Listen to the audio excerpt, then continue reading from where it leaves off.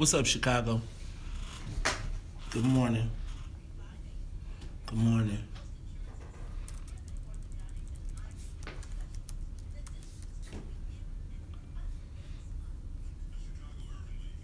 All right, get ready, y'all. I'm trying to get this thing going.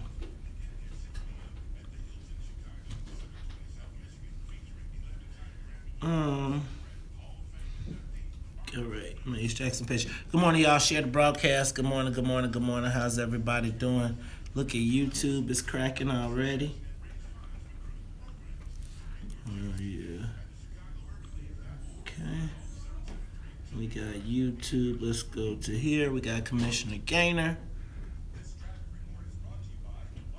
Share.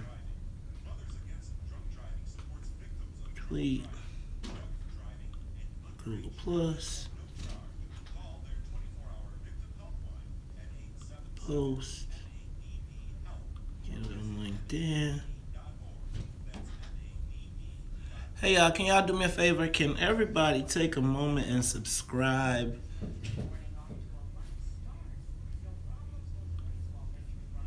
Okay, Facebook.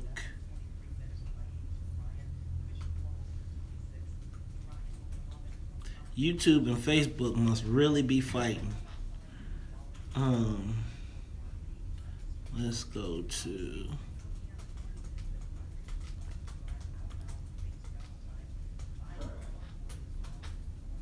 here.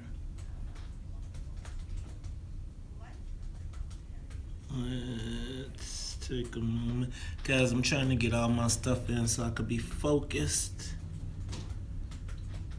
Share.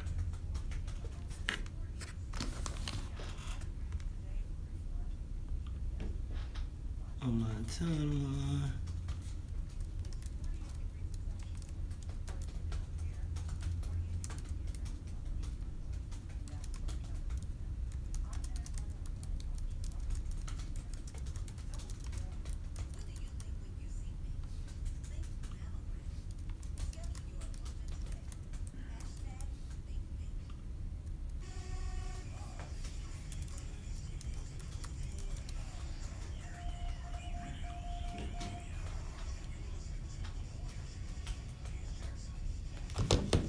All right, y'all. We're here. No more sleeping in bed. No more backwards thinking. Time for thinking ahead.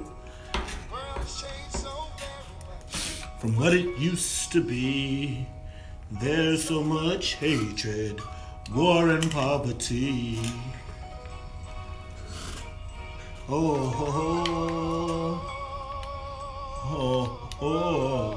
Wake up all the teachers, time to teach a new way.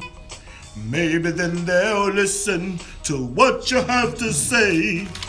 They're the ones who's coming up and the world is in their hands.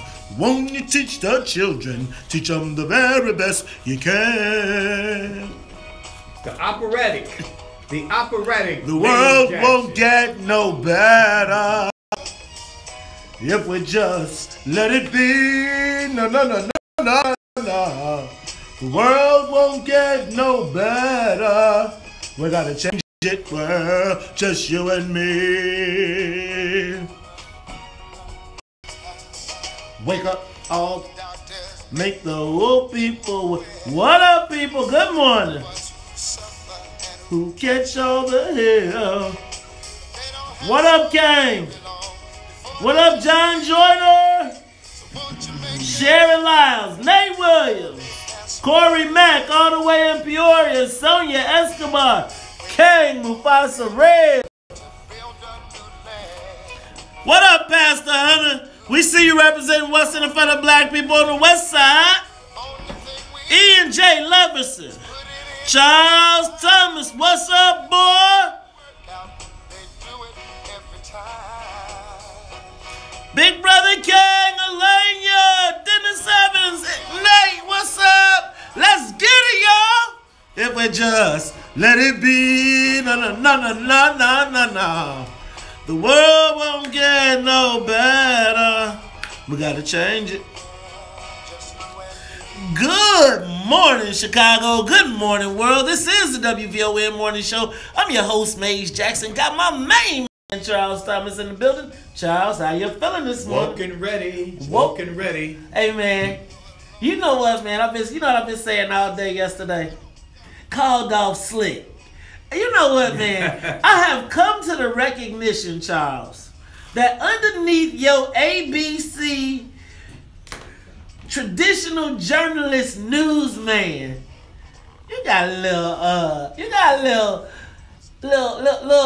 urban, you got a little ebonics in you underneath. You know, if you watch a little, you quote the Mac just a little too much. I've been thinking about you, man.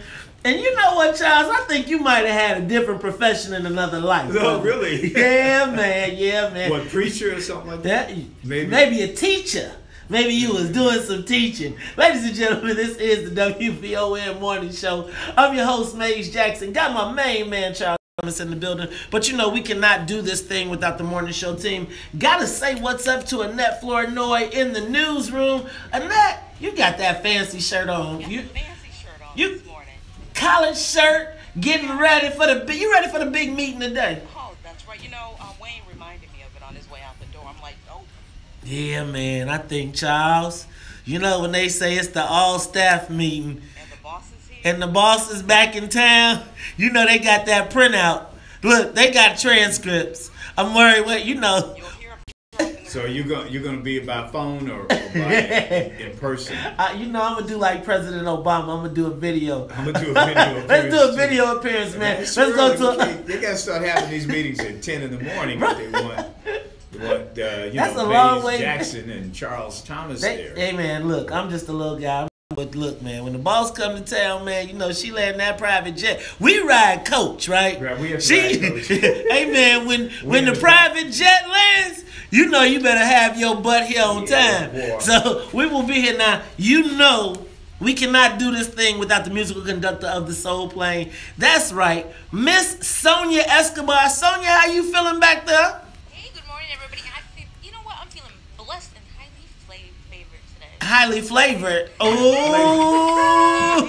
Oh, we know where you been this morning. What you was doing? Talking about some blessed and highly flavored. I think that's what the man posed to say. Let me just. Yeah, leave that alone. Let me just let that. You are so wrong for that. All right, let's move on. Hey, Charles.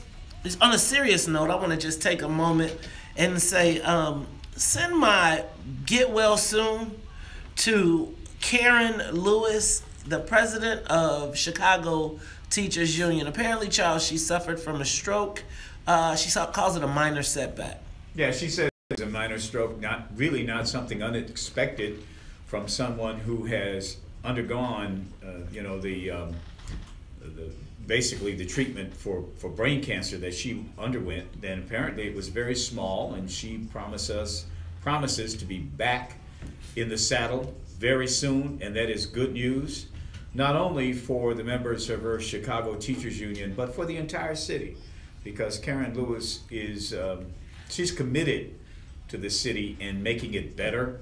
And you can agree or disagree with her union's policies, but you cannot disagree with her commitment to making Chicago a better place. You know, I kind of think of Karen Lewis as the leader of the resistance. Really? Right? Like the leader of the resistance to Rahm Emanuel. She always felt to me like the counterbalance. Over the last couple of years, they figured out a way to make their way forward. So it's been a little less resistance, but I wonder how that will affect the upcoming elections and how does it play for the opposition. Yeah, I think there too is she represents her members very, very well.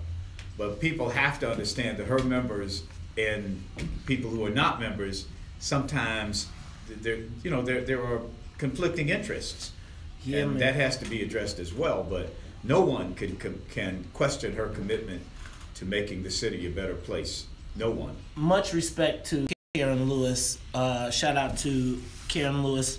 Hope you get well soon. We need people like you in the fight to continue the conversation. Charles, speaking of people in the news, Forbes releases The billionaires list, and 14 people from Illinois are on the list. 14?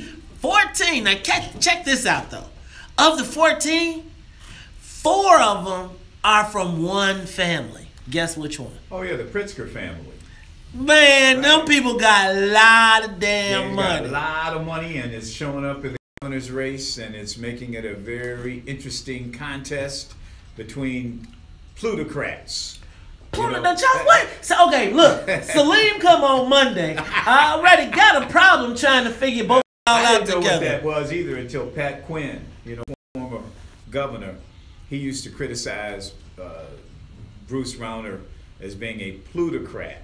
That these are extraordinarily wealthy people who want to govern by wealth. He was a whoop that ass. In other words, a plutocracy is a place where the very rich control everything, and including in a democracy, that they are dominant. A plutocracy, and those who participate in governing then are plutocrats. But does that really work in Madagascar? What do they call it? Madagascar. Madagascar. Can a plutocrat operate in Madagascar? That's a John Cass-ism. He's a columnist for the Tribune. He calls it Madagascar.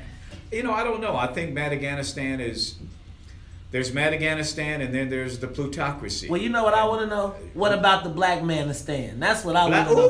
Where is the black? What up with the black manistan? What's in it for the black manistan?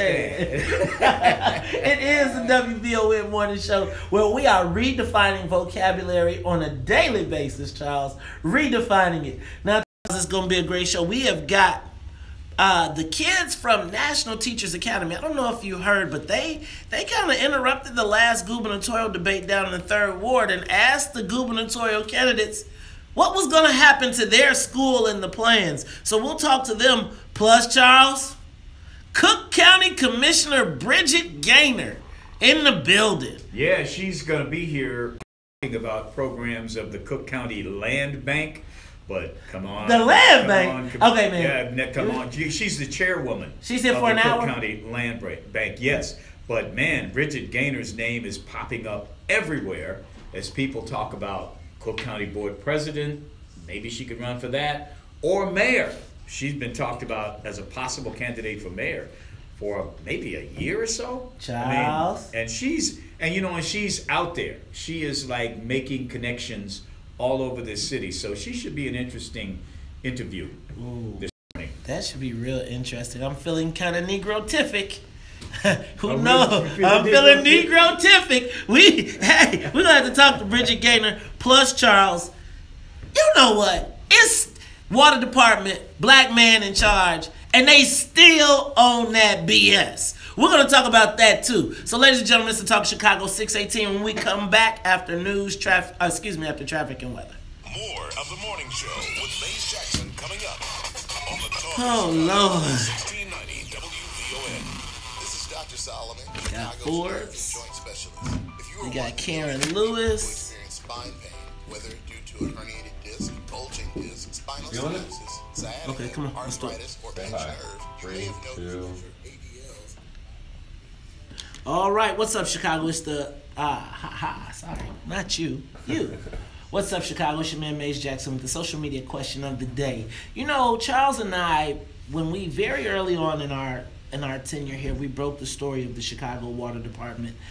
We actually had the future commissioner Randy Connor right there in that seat, and it was actually in that seat that the Lion's Den was born. Here we are, months later. And we look in the paper and we see that there are still charges of racism going on at the water department, even more so after Randy has been appointed into that position. And so it got me to thinking, why don't black people deal with racism when we're in power? Seems like we always wind up going along to get along. We don't ever want to shake the boat too much. So we're going to ask that as the social media question of the day. Why don't black people deal with racism when we're in power? Give us a call, post a Facebook tweet, and we'll get your comments on the air. It's the social media question of the day. Peace. Come on, man. How come the white boy said fire them? Do not ever hire them again. And the brother say, just give him 14 days off. Because the brother's doing what he's told to do. From the bottom. He's getting advice from his staff, and his staff is telling, I hope he is, and his staff, which are all those, what they call, and on the federal level, they're calling them deep state now, These are the lifetime bureaucrats, the lifetime people who are in the organization. These are the important people. These are the ones who actually run the water department and the deputies and, the deputy to the deputy. These are the people, and they're advising him. And they're saying, hey, it could be very disruptive to the administration of this department if you should fire these people as opposed to disciplining them. So he gives them so he takes advice from his staff. The point is, the political appointee at the top is not the person making the call. And Mays has made this very clear for some time. It's those lifetime bureaucrats that are there that are really the institution. We have to be concerned about not this symbolic window dressing, these problems. We have to be concerned about the nuts and bolts of the organization. The jobs, the contracts, the bag as they call it. That's what we have to be concerned about. We've been concerned about this window dressing too much, too long. It is a second half of the 20th century concern that black people have. Being the first this, the first that, having the guy to be the person at the top, but not the inner workings, the jobs and the contracts. We get preoccupied with this symbolism. Make Randy the commissioner and all of our problems are solved. That's nonsense. That's like making Barack Obama the president and all of our problems are solved. It's the same kind of mentality that we have to get beyond. I don't care if it's from Jackie Robinson to Barack Obama. We were the first this and the first that, and guess what? What did they do for you? We bet.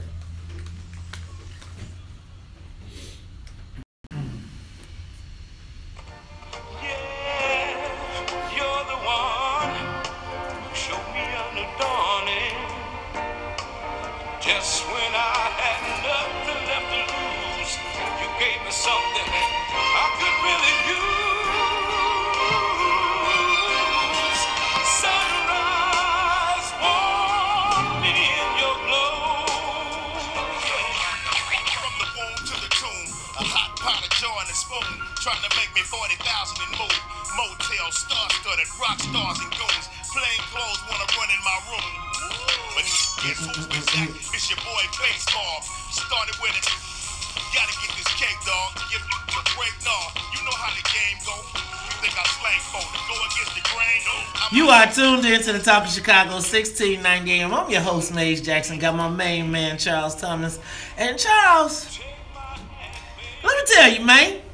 Do you know yesterday, right here in this studio, the Queen, Queen Sugar, the Queen made an appearance. She did. She didn't tell me. Charles, I do not know how she got around us. Man, I think she was waiting in the parking lot for us to leave, and then when she saw us leave, she got her people. You think they had the walkie-talkies, man? I think they had the walkie-talkies working, because why? How in the world could the Queen show up here and may not know about it? I got some problems with some folks, how come they not talking to me? Hey, man. But the Queen showed up and didn't say nothing to me. You know she wasn't gonna say nothing to me. But I know that. But I thought I was cool with the Queen. You thought you? Okay, hold on. Cool. Hold on. Wait a minute. Let me just put it clear. This is a perfect example of I didn't even do it, and then Charles, I said, "Dear Madam Queen, what's in it for the black people?" She went into the wind-up, and let me just replay this for you. You know how you hit on the table, Madam President. It has been 1 minute and 36 seconds. Actually, it's 2 minutes and 4 seconds. You have not answered the question. And from there, my brother, it was all downhill. But you're talking about, you've been talking, but you want to say, oh, But she wasn't gonna talk to me. Nah, brother. Nah, brother. Let me just be clear. You done made your own, Charles. You know, I say May said, but you know, Charles ends you. You know, it's like I say the thing, but you know, like on the video game, it's like Charles, finish him. You be like, well, you know, I'm gonna tell you something. If I knew the Queen was gonna be here, if I had known that, I would have hung around and just basically walked into the studio and took a seat and, you know, helped Perry, you know, do this. I mean, I have some questions that I need to ask, and I think we got to start looking out for each other. Hey, man, we do. It's all love, man. Yeah, it's all love. It's all love. I just want to catch, when the Queen come by, I just want to. I mean, James Williams just writes here on Facebook that it's my association with me. Yeah, I'm sure that's what he's saying. It's her got you out of favor with the Queen, and I think he might be on point. What I do? What did you do? What do you do every day? What? Really, man? See what I mean? See how that goes? You see? I think Rudy, the legendary late Rudy Ray Moore. You know, I think he called it the signifying. You know, you signify. Are you call me the signifying monkey? I ain't calling you no monkey because that ain't. I don't go for that. Okay. But you're signifying. Okay. So you sit there and you signify, and then I call it joning, man. Joning, signifying. I try to Joan a little bit. Screaming, whatever. No fun. But believe me, brother. Let me tell you something. It works. It works. You are inspiring conversations all over this city. That's what we are doing, brother. Yes. That is what we are doing right now. Morning show. Charles, speaking of inspiring conversations, the water department, man, it just seems like we can't never get away from the water department. What, Charles? I mean, it's symbolic of what is wrong with this city, the water department, and how we react to problems in getting our justice and our share, what's in it for the black people. It's all epitomized by what's going on in the water department. So, Charles, you know, as I said earlier, right here in this station, the situation of the water department was born, the Lion's Den was born, where we had Randy Connor, who is now the commissioner of the water department, in that seat, and we talked about the races. Or actually, he was on his way to being appointed to that position. Yeah, it was the day before he was appointed. Oh, the day before he was appointed. But Charles, he was appointed, and he went there to clean up the racism and to deal with all of the things that we had heard about, and the stories just kept rolling out and rolling out. And so it comes out, and you know, so I was bragging because I was like, you know, Randy's cleaning the whole thing up. And along comes this story, Charles, that the inspector general wants to fire people for their racism. And Randy says instead of firing them and do not hire them, just give them 14 days off. Yeah, he's probably listening to his staff, which is telling him that's the better way to go. And his staff, keep in mind, are people who know these people who are committing this cousins racism. Now. They friends and They're cousins friends and now. cousins and relatives and political patrons. So they're not going to step out. But I think it really points to what's something you've said repeatedly, that it's the deputies and the inner workings, that layer of bureaucracy under the commissioner, that's where the real problem is. Right, because the commissioner is like the figurehead. He's the good news guy, right? He only is going to tell you about the wonderful things that are happening. But it's when the deputy is coming, is when they come to get you. You know, it's oftentimes like they'll say to you, oh, you can be the commissioner, but we just need to have your chief of staff. And black folks over the last 50 years or so have been satisfied with people being the first this or the first that, like from Jackie Robinson to Barack Obama. We get excited and emotional because we are the first. I was the first black political reporter on Chicago television.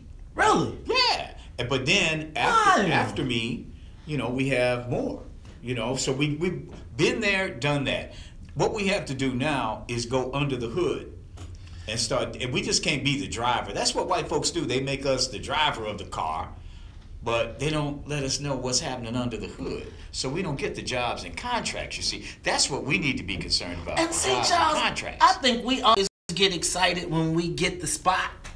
Yeah. Because we expect that we're gonna get the jobs and the contracts, and we think that the person is gonna deal with the racism, but what we find out is that supposedly the dealing with the racism is the person getting the spot as compared to dealing with the issues. And then let's point it out that these people that get the spot, they are not in charge. They can't affect the jobs and the contracts. And they make us think that racist emails or somebody calling us out of our name is what we are concerned about. Like that cartoon a couple of weeks ago. Right. Yeah, they get us emotional on that while the jobs and contracts continue to go away from us. Charles, I'm going to ask the social media question of the day. Why don't black people deal with racism when we have the power? Right? Why don't, when we get the spot, when we get into the position of power, why don't black people confront the racism? You know, I think we saw with President Obama when they told us, oh, he's the president of all of us. And then when you become the head of the water department, oh, you got a whole bigger things. And they can sell you all of these other things that reinforce the racism that we all talk about that we know exists. So, ladies and gentlemen, give us a call, 773-591-1690. Tell us, why don't black people deal with racism when we have the position of power? It's 6:31 on the Talk of Chicago. We'll be back. Live from the WVON So, newsroom. like, seriously, ask yourself, why is it, you know, I always say black people think when they get a position of power or quote unquote power that their job is to keep the black folks out for the white folks, right? They feel like their job is to tell the white folks who is the good Negroes and who is the bad Negroes. But it seems to me that when the white people get the spot, they open the gate for everybody that they can find and say, come on in, y'all, we got it. And they don't care how well you perform. They don't care what you do, you still get your chop. Black folks be the main ones talk about, oh, we don't have qualified businesses. Do you think that all these white boys, think about, remember that the carpenter inspector who was 17 years old, the porch fell down? Who said he had qualifications? Y'all, why is it that when black people get in power, we forget about the racism that we all talked about, that we hated when we were there? The bag! The other piece is that, you know, we are letting white folks define for us what racism is. They want to say it's somebody calling me a nigger. They want to say it's somebody doing some symbolic stuff Hanging with a a noose. noose. That's what they want to say racism is. They're defining racism for us. They're telling us what we're offended by. Remember that little cartoon that was supposed to be, white folks were saying that was racist, not black folks. So I say what's racist is the fact that we have no jobs and we have no contracts. That's racism. That's the racism I care about. I got enough self-esteem that I ain't worried about what you say. The white folks gonna say that anyway. They're gonna say that down at the bar, and they're gonna talk to each other. They're gonna talk bad about us. You know, hey, that's gonna happen. And if we hear about it, that's going to make us upset. No, we got to be upset about the fact that there's no jobs and there's no contracts for black companies. That's the racism to be concerned about. Not this. I mean, we can be concerned about it and do something about it, but that's second on our list. What's got to be tops on the list: jobs, contracts, the bag, as my man calls it.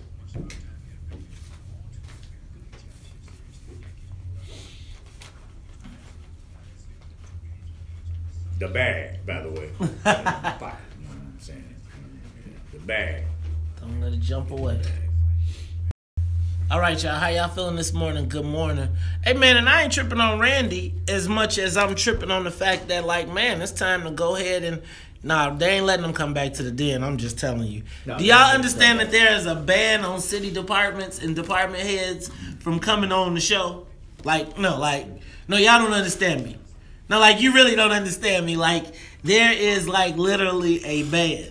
Like, like the Black Caucus, not the aldermanic Black Caucus, but the Illinois Legislative Black Caucus has basically made a pact that they are not coming on this show. Check this out, though, Maze. Why doesn't the Inspector General do a report on why blacks are underserved, underjobbed at the water department? Why didn't he do that? Why doesn't he do a report on why black contractors have so few contracts at the water department or the city at large? Why does he do that? Because there you go. They're trying to define for us what racism is. And I submit to you that racism in 2017 is more than being called out your name. That ain't even, worried about that? Being called out my name? I got self-esteem. We need some jobs. We need some contracts. That's where the real racism is. Mr. Inspector General, work on that. Randy, why don't you make a statement about what you're going to do to improve black contracting and jobs, particularly in the skilled trades at the water department? How are you going to increase those numbers? That's what I want to hear you talking about, not about somebody calling somebody out their name. Oh, no. Because those same people that are calling people out of their name are the same people that are enforcing these rules and these protocols and these traditions that stop black people from getting jobs at the water department or being promoted at the water department. That's the critical stuff, not what they said in an email. I don't care about that. I want to know about how those work rules and contracting rules that are being enforced that stop black people from getting jobs. Charles, but can I just say this? I really do want one of them white boys to get like a big, stupid, fat lip. I mean, I'm just saying. Like, when they walking around calling the sisters businesses. It's more important for the sister to get a promotion. And then she can fire them than these people. I'm sorry. Okay, I got you. I'm with you, man. But the brother just won't, it's always cute. Like how Mike Tyson said, till you get a punch in the mouth. Like everybody, the white, one day, how you watch the movie and you just see the bully finally just get you want the sister to get the job and fire her, or at least can he eat the shit pie or something, you know what I'm saying? It's part of our history that the last episode in Black America was getting to be the first. And it got all the way to being the first black president. We don't need to be the first no more. We need to get some We changes. need the guts. We need the gut, the bag. Working gangster heads, still talking gangster Well, you think you're slick. Well,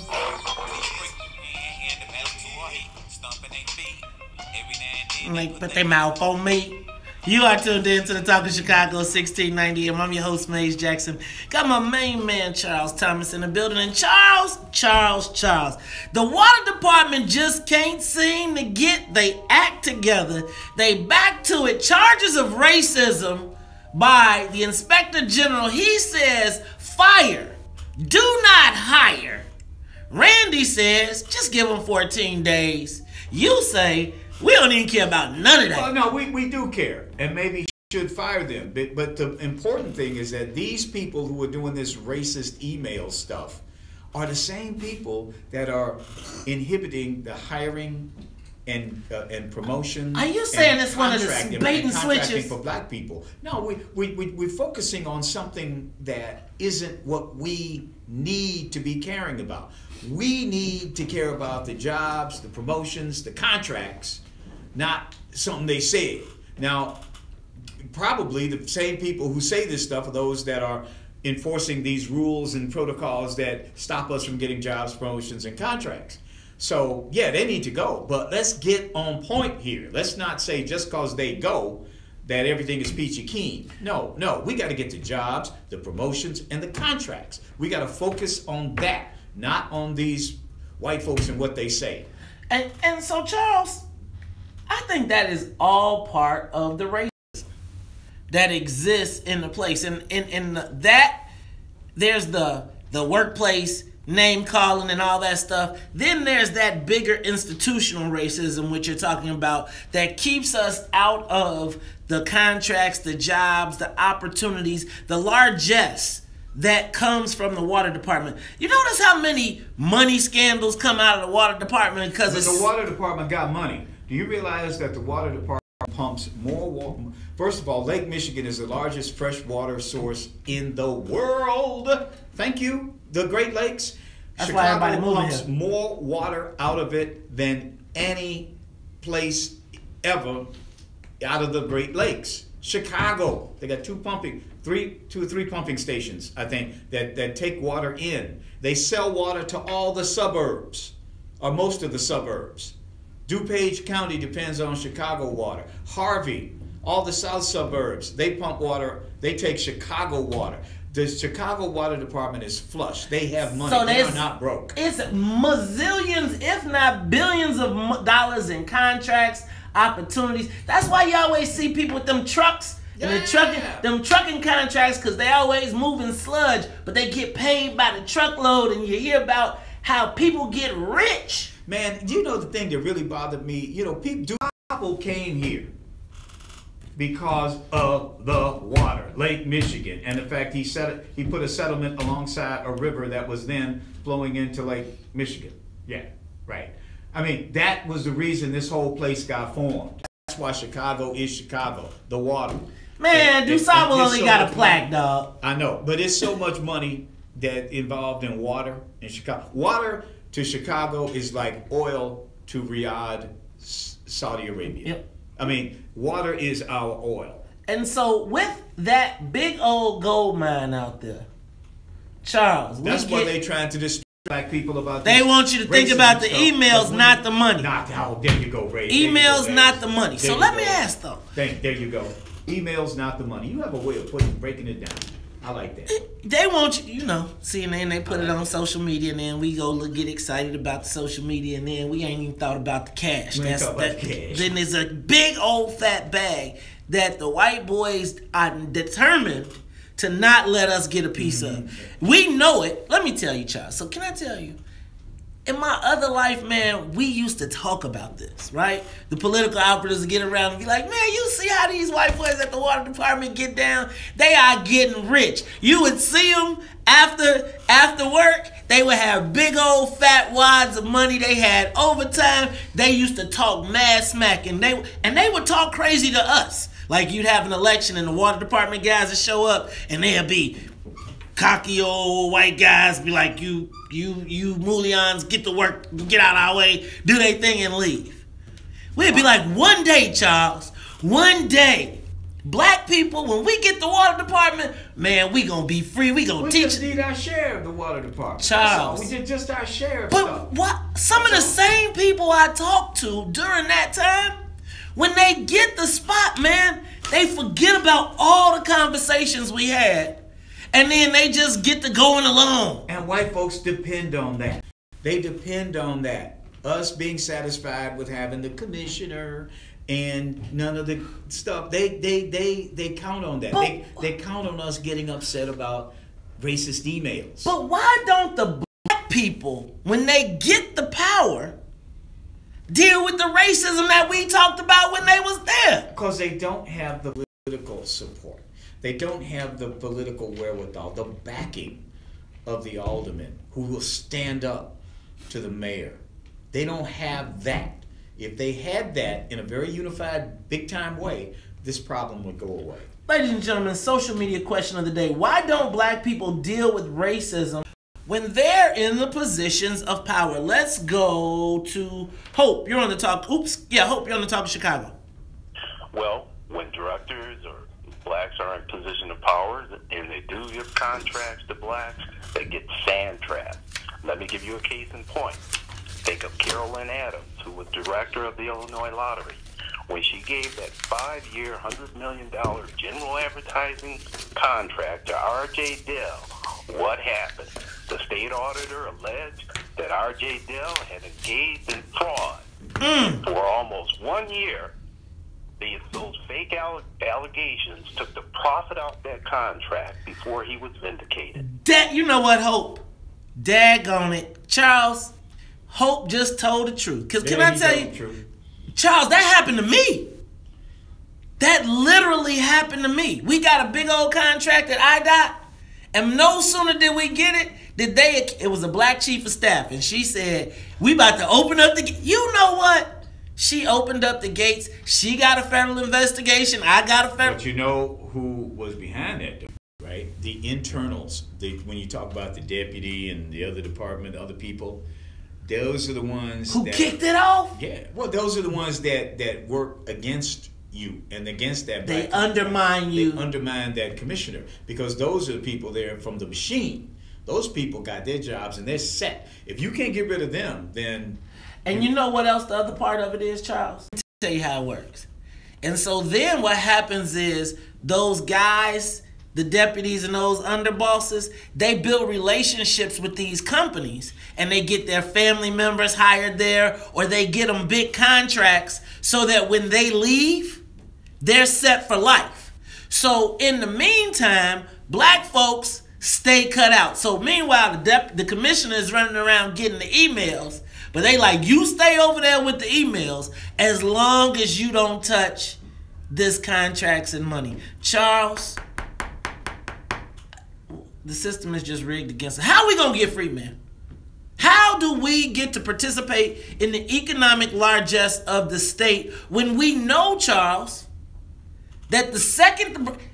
Hope hit it on the head, though. When the brother get the contract, you get the inspector general get to come and looking at you. The deputy says you underperform, and the next thing you know, you got an investigation, and they done bankrupted you. Well, you know, I think the best thing, the first thing you can do is talk about it, and say and let them know that we know what the game is. We do that all the time right here. We talk about the game and how they play it. Like you exposed the deal with the pop tax thing and all that, and how they're doing it. If we expose them, like right now, hey folks, we ain't concerned about the racist emails as much as we're concerned about the jobs, promotions, and contracts. We're saying it now, and they're hearing it now.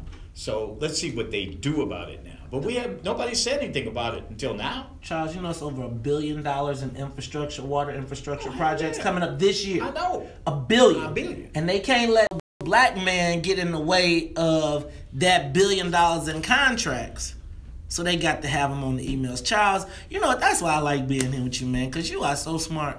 We broke that down real quick. Ladies and gentlemen, help us understand, though, why do you think when black people don't deal with racism when they have the power? Give us a call, 773-591-1690. Post a Facebook tweet, and we'll get your comments on the air. It is 6:47.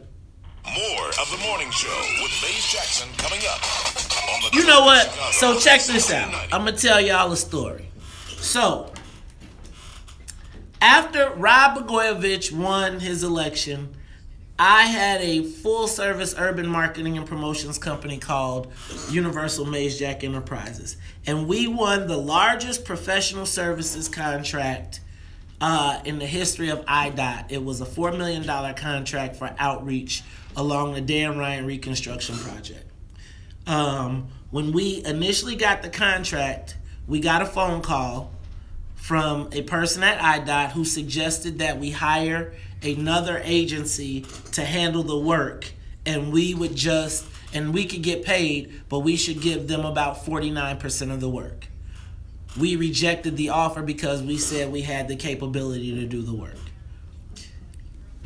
Within months after that, there was the allegation that we had fixed the deal or rigged the deal. We didn't know anybody at IDOT. It was our first government contract. We got the contract, we started doing the work, we overperform, we over-deliver, and one day we get a letter and say we are now being investigated by the FBI for this contract because apparently we had been using the money in a improper way. It was splashed on the front page of the Sun-Times, or the front page of the Tribune, splashed inside the Sun-Times. It was a big deal. When they say you have a federal investigation, it makes you nuclear, so nobody wants to talk to you because they don't know what you're doing, whatever, etc. They do a forensic audit of our company. and find out that not only did we not do anything wrong, but that we didn't take any money, but that IDOT owed us $20,000. They never fixed it. They never said anything. And we had to spend tens of thousands of dollars defending ourselves just because we got a contract that was promised to some other guys, that there's a group of white guys who just expected to get the contracts for outreach. And there was a black chief of staff, and she was determined to get that money to spread out. So when the guy called and said that when you do get the contract, that is the case, the same thing happened with R.J. Dale. Matter of fact, R.J. Dale was just sitting here with the Illinois Black Chamber of Commerce after having one of the largest contracts in the history of the state, taking the Illinois lottery through the roof. They fired him, they put him under investigation, and he lost all the contract. Now, they gave the contract to another black business, but they pitted that black business against R.J. Dale, thus forcing the young black business to cannibalize the new black business. Now, if I told you who the CEO of that business is now, you'd be kind of like, whoa. But, y'all, and now that I'm looking at that, I'm just like, damn. When are we going to stop letting them run the game on us? Like, when do we stop allowing the white folks to pit us against us? When do we... Golly, man. And when it comes to you, though, when you get the offer to come help, you feel honored because somebody asked me to help on the Obama library. You honored, right? Not realizing that you are the shield or the tool to screw the people over. All right, ladies and gentlemen, we back, Charles.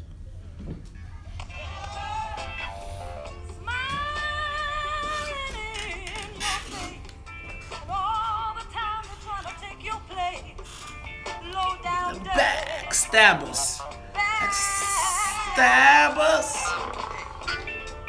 All you fellas, you over there, have someone, and you really yeah.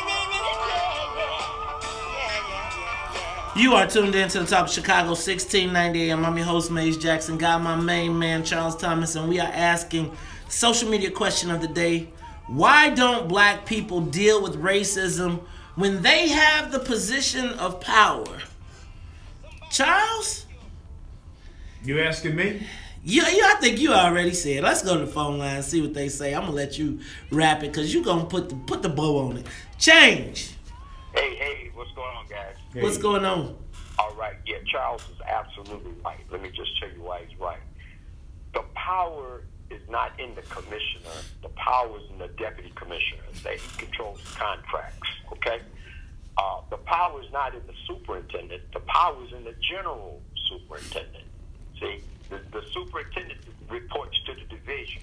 The division superintendent, which is the general superintendent, runs the wards. So if you want your ward cleaned up, you have to, as an alderman, you have to have someone in the division.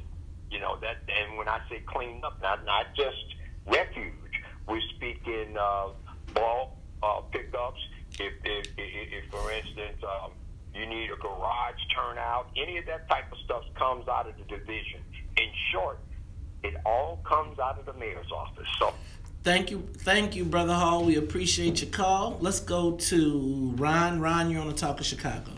Hey, real quick, I think they just have no desire to do it. But Mayor Charles, I need you all to do me a favor. I was at a meeting last night sponsored by State Rep Marcus Evans, and as a request of mine, he had someone come out from IDOT, and this guy filibustered me. I was talking about the number black contract. I wish you all would reach out, even if I could probably even get his name, because he told me he was talking after me. But I said, no, let's discuss. So if at all possible, can we have one? He came up and telling me, well, a lot of the blacks can't pass drug tests, and I said, oh yeah, that's the reason. So if you all can maybe I can get some information, but I would like him to come on VON, because that was my question. Where's the job the contracts and the jobs for black people. So would you all at least consider that for me? Ryan, we're going to consider all of this for everybody. Look, man, these jobs and contracts and these games that they play, Charles, they don't play them in one department. As a matter of fact, the game is the same no matter where you go. Yeah. You know, I think every time we see the big job go to the black person, I remember how it used to work. They be like, congratulations, you are now the commissioner, but here is your chief of staff, right? And so they give you the chief of staff or the deputy, and so that means, oh, and then they also get your secretary. So that means that no piece of paper, no policy, no nothing that you do, they don't have an eyeball on that they can't guide. Charles. Right. That's absolutely true. And that, you know, I think we also have to put it in some historical perspective. I mean, what my generation did, it was important for us to be the first this and the first that. That was part of our history, our struggle since the beginning of captivity. Now we can actually, post-civil rights movement, or during the civil rights movement, we can be the first this or the first that. Now that we've had gone all the way to having the first black president of the United States, now that we've had it, now what do we do next? And this is where we have to go, what I call going under the hood in America, and not being satisfied by being the first, but to get what we need, jobs and contracts. This is a new paradigm. Are you saying no more symbolism? No more We're symbolism. not taking the symbolic BS? No more auto-react to things, you know, get upset about that kind of stuff. We have to begin talking about the mechanics of America, how it works, getting involved and making demands, particularly for our votes. We just cannot go out there and give Rahm Emanuel or one of these politicians all of our votes or 59% of our vote and him not deal with this situation. If he wants 59% of our votes next time around, he's going to have to give us our fair share of jobs, promotions, and contracts at the water department. I want them at all the departments. Yeah, Charles. At the law department, at all these departments. You just ain't going to get our vote for nothing. And that's what they want. That's what they think they can get. It's because they're working under the old paradigm. I don't care. All these Democrats running for governor, they're working under the old paradigm. And you know, I'll say, okay. But I'm telling them from here that things are changing. We want our cut. We want our cut now. See, wait a minute. You better show up with that bag. I know y'all working on a 1990 model, but no, we now talking 2017. Y'all got to come with the bag. And while you tripping on 27, we talking 2018 at this point. The new models are out. We want 2018. The new models are the out. The new model Negroes are out. The new model Negroes. So it's 2018 and we ain't taking. Look, man. These old. Hey, man. You look. You got the first. Man, if we got the first and we still poor, we might as well have the last. Charles,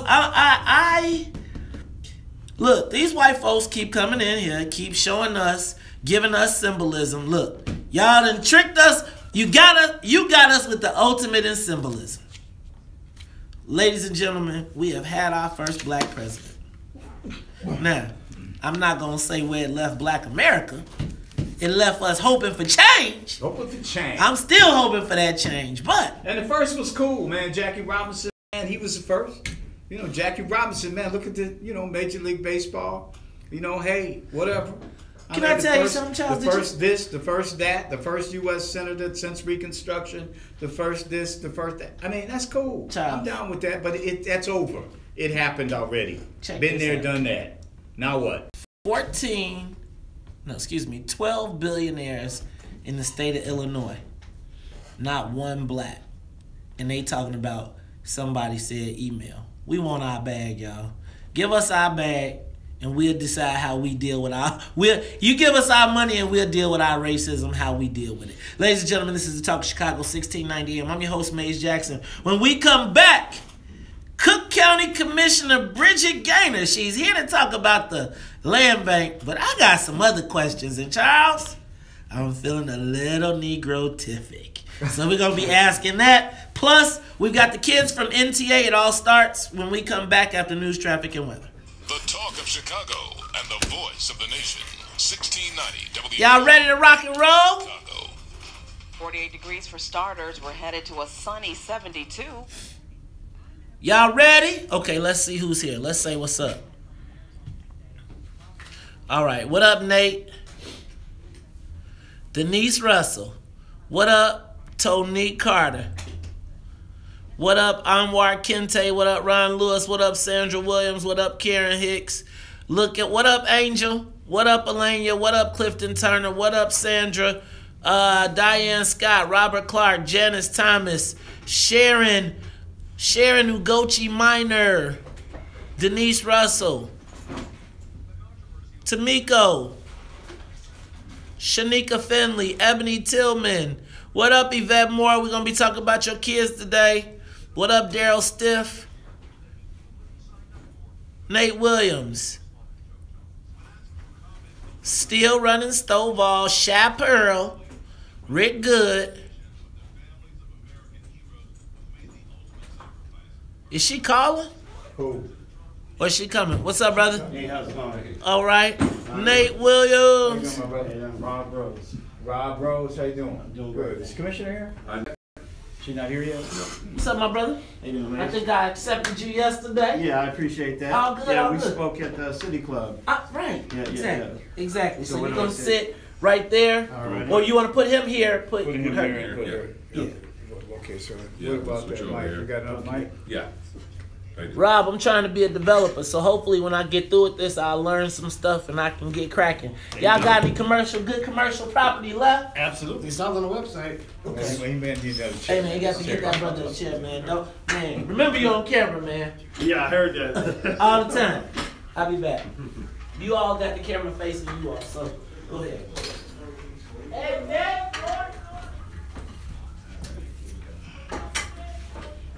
You got one for her too. Yeah, I think this one is okay over here. So how you doing, my brother? I'm doing great. Good. Good. Oh, there she is. Hi. Hey. How are you? Good to see you. Good to see you All too. right. How's things? Things are well. Hey Charles, How are you doing? Nice to see Good you. to see you again. what's going on? Ah, you. Where do you want me to sit? Right here. You're gonna get right here. Let me, Okay, awesome. here, hold on a second. One of these chairs goes back easy. You know, Rob and I met at a Sox game. Did we just? You met at a Sox game? You did. Really? Yeah. You know, Mason, I met at a Sox game. Kismet. You know, the guy you should always forever blame for this is John Joyner. yeah. I do. The minute I saw the announcement, I was like, Play well. okay. All The right. minute I saw the Yeah, announcement he's of a- you two, I was like, oh, I know Yeah, exactly where that's from. he and I were like I'm not sure whether like I'm sick or diehard I crazy know. Sox fans. But I'm being very Hey, Courtney. cool. Good morning. You don't see me gloating about the Cubs. Well, I mean, I'm down with that. I have so many friends who are Cub fans. You know, I have said friends. I'm a Sox fan, I'm not a hater. Right. I mean, you know, I'm just like I try to give them a break, and I don't count them out yet. They're gonna be, Okay. you know. Is he going on too? Yes. Okay. Bridget, why I feel like I just. I know, This is they know. this is an incredible year Oh, really? of time for you. Oh my God. This year, this Moment. this moment in county history. Poker like that Context. last I know. night. I think it's actually Word. an opportunity. You? I don't know if you want to talk about that. You? There's a lot I think we can do. You know, I think there's things that. I thought you were going to congratulate me on my Yankees tying up the series. I'm just busy Pardon? rooting against the I'm just busy rooting against the Cubs right now. Oh, well, we have that in common. I'm about to say. So you have to. The enemy of my enemy is my You know, friend. with this, You know it. something that's very real to our audience is what's happening right now in Southern Cook County with the property taxes Oh. and the underwater mortgages. Yep. Yeah. And a lot of our audience is very tuned in on that. And it's gonna come up. I mean, we're gonna have to talk about it. It's what do we do? You here for an hour? We got people being chased out of home ownership by Man, underwater got 15 mortgages, minutes. foreclosures, and such in the southern suburbs. You heard me? This is Man, the, got 15 minutes. I mean, Pardon me? of those who You are only gonna like me be 15 minutes enough, that's okay. buying homes. That's where they are. Raise that up a little Well, bit. and Okay. the property tax situation in the south suburbs needs a state reset. That It needs needs what? a state level reset. There is, Yeah, but I it is mean, unchangeable. I don't hear the Democratic Party involved. Can in you that get? Why don't you conversation give them one of at those, all. man? I mean, they Are talk you about good? 2 year Oh, I'm sorry. You Property good? tax freeze. Okay, I'm so you're good. gonna raise Good. property taxes in 2 years. That's what Right. that says. So At Rob, you what gonna point have do you to, use it Ohio as a one? lever? to everybody's start gonna have to dealing with some of scoot this in stuff? tight. Kind of goes back, kind of easy. Oh, that's the one that goes back Some down of good. these and then you'll have to get closer Oh, yeah. that way. I'll go Like viral on that one. township I'll fall law. back in there. I mean, I'm trying to why give are me you some paying viral moments too. taxes to the township and to the I don't wanna do it like that. municipality. You should. So Tony, just good. What's yeah, going you on? get, oh, well, Multiple school districts. I'll tell you One once we town, get closer Forsyth to- has more than one school district. I mean, like, it's crazy. I mean, this God, we is the got thing so many about commercials. this multiple forms of government. Illinois, you know, this has more Right. local governments than anywhere else in the country. Well, we'll talk about that. We're going to talk about that because it is driving a lot of. What's going on with the microphones, Todd? This is not making sense. Okay, so This is Rob, not I making think you sense. should hold on. Swing yours that way, Charles. Swing yours that way. Swing that one that way. Sonia, I'm gonna get order. Yeah, Sonia. Somebody didn't have a microphone. ooh, that's you gonna have to play with that. That's the bogus microphone. So you see the lineup. So Rob, Let me I make don't sure. really want to hear from you anyway, right? so Rob, look, man, we gonna let you get your little, we gonna let you get your roll off on the on Say the your name. house, Say your name. and then after that, Say- Rob Rose, R-O-B-R-O-S-E. Rob Rose, Uh-huh. and you are the executive director of Uh-huh. Cook County Land Bank. Correct. So what you saying, Maze? You want to let me get my you better get it in, Get it in, all right. get it Well, in, this is what your viewers want to hear about. huh? Who This is is the something the realtor? viewers want to hear about. Oh, they do. Of the realtor. For 15 Of the minutes. Dearborn realtor. I'm I heard you say you feeling what's the word? feeling negrotific this Negrotific. morning. I'm feeling like I might have to run a poll while we here. This feeling real good. Hey, this the Lions Den. Did you know that the Queen was? I mean, the Madam President was here yesterday. Ah, how'd that go? We weren't We weren't advised. we weren't You're advised. Oh, not on your show. No. Of course We were not. like literally, we were here though. We're like, how did you get in the studio without us? Like, I literally drove away and was like, wait, is that a call in? Like, how did we get out? How did we get out of the building without? There's only like one door, right?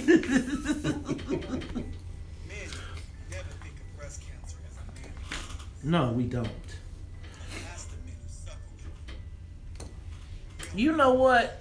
Do you guys have something in Woodlawn? I feel like I heard you all talking about a big program you were doing in Woodlawn at one point. Yeah, we have several assets in Woodlawn. All right, let's get ready, y'all. We're back.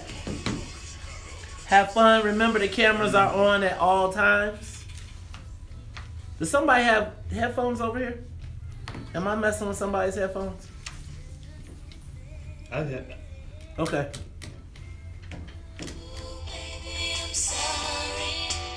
Yeah.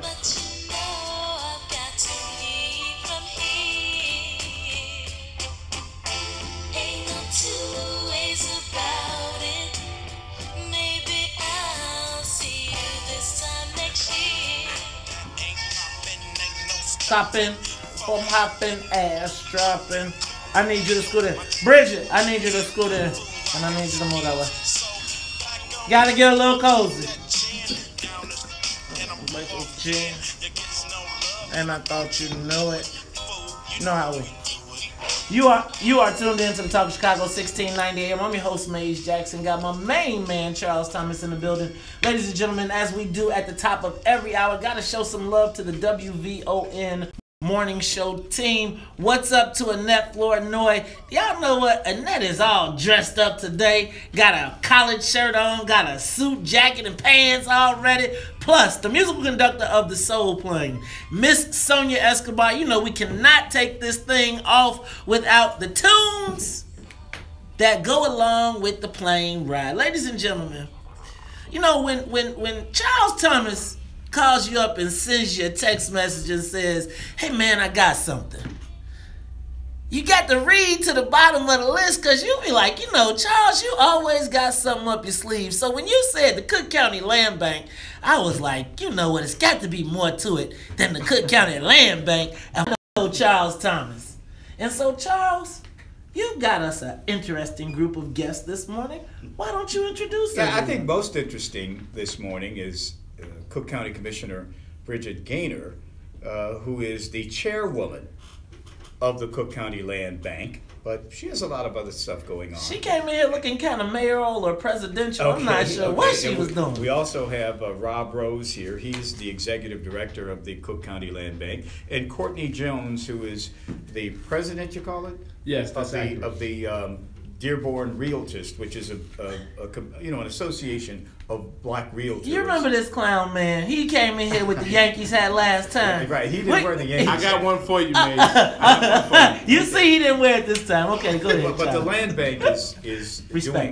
bank is doing work. I think most notably in the black community. I know trying to encourage home ownership. Exactly. In the black community. I think we should start with Mr. Rose, Rob Rose, the executive director, to explain to us in brief what the land bank is, what is its mission. Okay.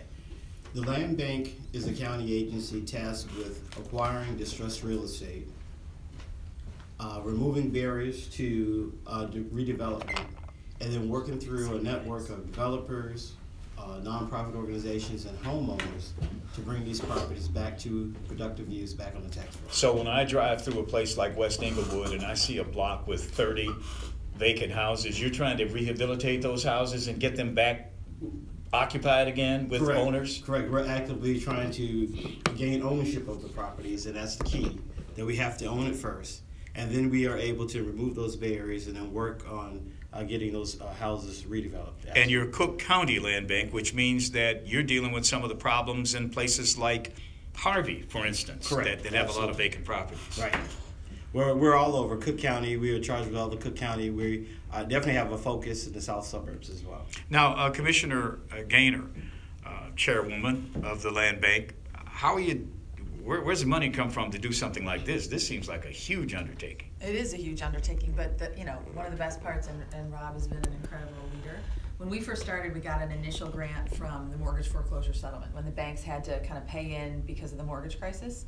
But 4 years in, we are completely self-sufficient. We don't get any money from the government, nothing from the county. No, we're almost nothing even from foundations. And so we are self-sustaining. And what's our revenue going to be this year? Around about $20 million? About $20 million. So we... Wait, you gonna make $20 million? But it all gets plowed right back into acquisition. And I think that's the important thing. You don't need to be subsidized to work in communities all over the south and west side and the south suburbs and all over the county. They have a market. It was just about clearing the obstacles out of the way, because a lot of people can do rehab, and a lot of people right now are paying more in rent that they're doing in a mortgage. But the whole idea that you had to go to court for a year and to get something out of foreclosure, we had put up all these obstacles, and we just had to get rid of them, and that way people could kind of run their own life. So Rob, how do these properties get to the homeowner? I mean, how do you... What's the transfer? So we acquire them in a number of ways, right? We go, as Commissioner Gaynor had mentioned, we're working in the court system, working with the courts to pull properties out of abandonment. We're also getting properties through the scavenger sale, which is the tax sale process here in Cook County. We are working with banks and their REO, their real estate owned portfolios, things that have gone through foreclosure, and donations. Talking to the mic. Okay, I'm sorry. I got the bogus mic, right? I hate it. Yeah. So, but all of those, once we acquire the properties through those different means, then what we do, we clear the back taxes, code violations, other encumbrances against title. You actually do rehab on the house? No, we don't do the rehab. But what we do is we get rid of all the legal barriers around home ownership. So, for example, you have a lot of organizations that have received free properties. But when they get the property, they have code violations and back taxes, and it ends up costing them more money. So and then you sell them to individual homeowners? That's correct.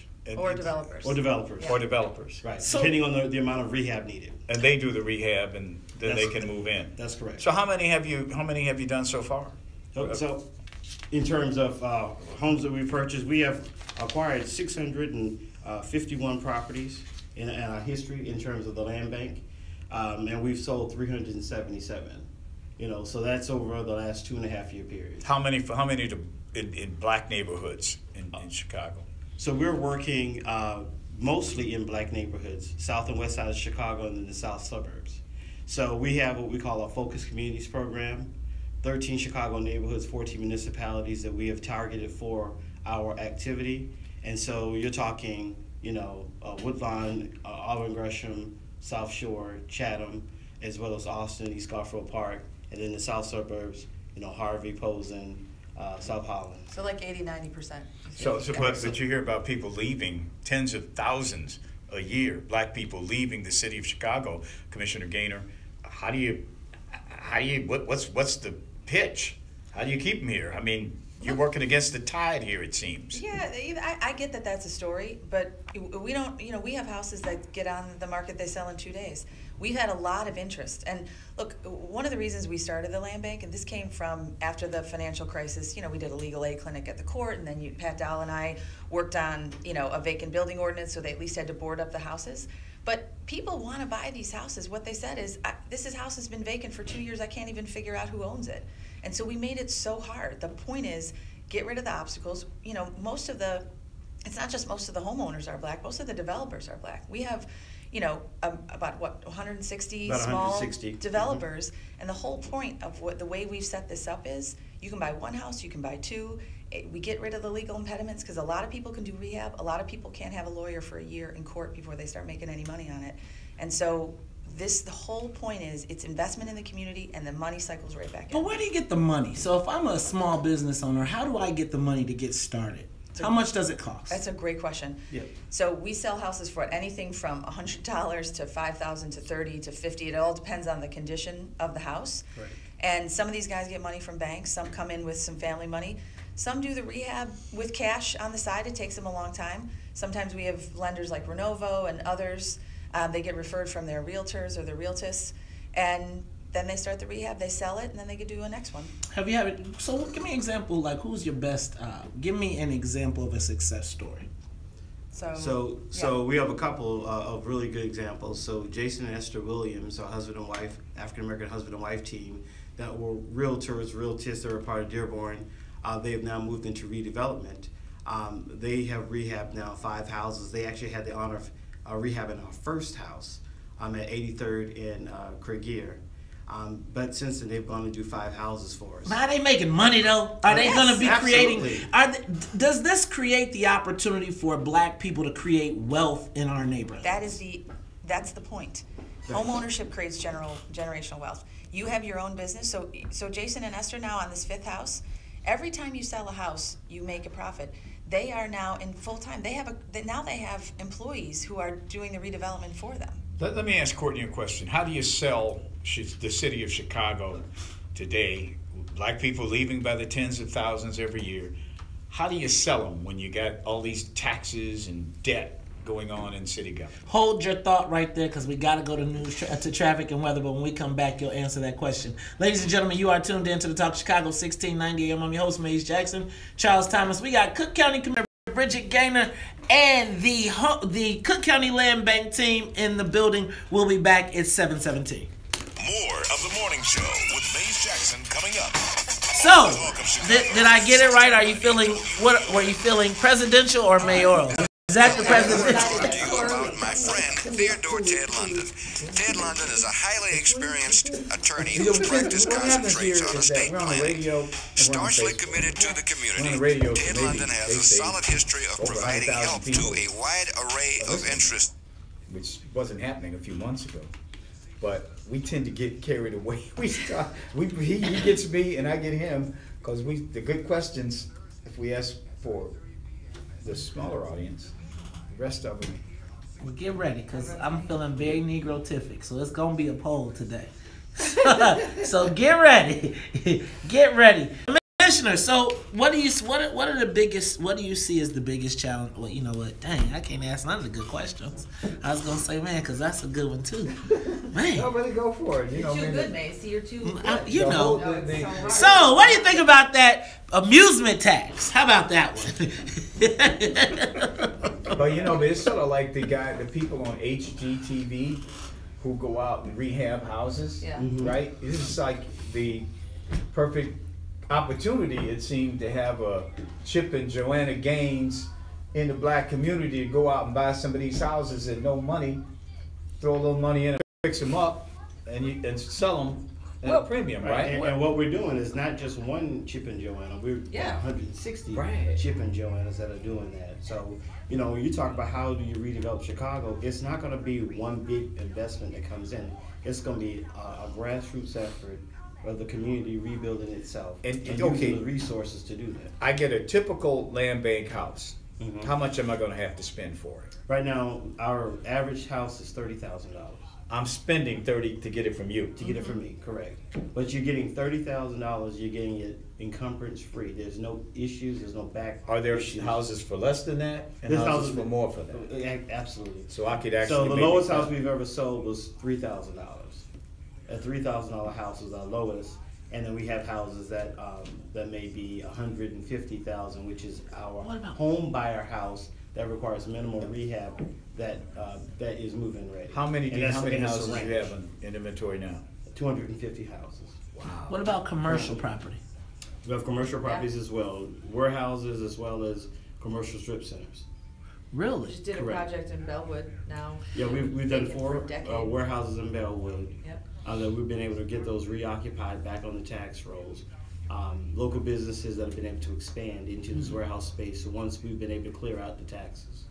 So your biggest need right now is for people who want to do this kind of work, who want to do this rehab flipping houses. Flipping houses, that's what they call it on HGTV. That's what is this what this is a flip? We call it redeveloping the neighborhoods, and we need 2 things. You need to call it flip. You can people call it will get it. You know, well, you can call they'll it get flip, it. But, you know? but flip also has a connotation of coming in, just doing a bare minimum and trying to sell it, so it's almost like a game of hot potato. What we're talking about is coming in and rebuilding the neighborhood. Do you have to make a commitment when you buy a land bank house to live in it? No, you have to make a commitment. Save these. These are good land bank questions. You see, right? These are good land bank questions. I'm going to go to the, you got the land bank down. Thank you. Right? Like, them are the good questions for land bank.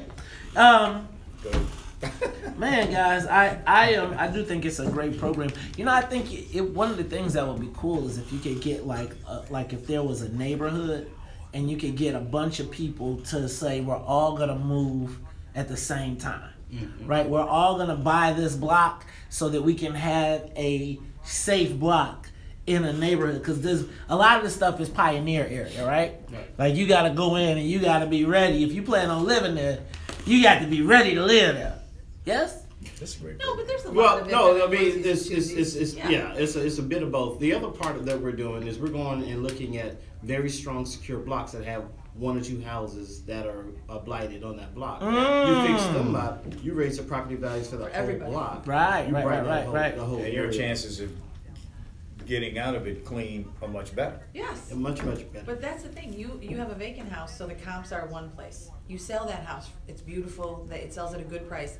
Everyone on that block just got an increase in their wealth. What's the average time it takes to fix a house up? Like one of these houses that I get from the land bank. I say a range is 4 to 6 months. 4 to 6 months? 4 to 6 months. And how much money do you got to put in, you think? Right now, average is between $60,000 to $100,000, depending on the condition. And is it hard to get a loan to do it, though? No. So we've not had difficulties. The developers that are working with us. Okay. Y'all better get it all in, because I'm telling you, the next half hour is on fire. Charles, remember your question to Courtney. We're coming back. How do you sell Chicago? Yeah, I got one right after that I think will break it down a little better. You are tuned in to the Talk of Chicago 1690 AM. I'm your host, Maze Jackson. Got my main man, Charles Thomas, in the building, and we are talking Cook County Land Bank. We got the commish. That's right, Cook County Commissioner Bridget Gaynor in the building, and she came with the squad this time. She came with the squad. Now, she's got Rob Rose, and y'all, you got Courtney.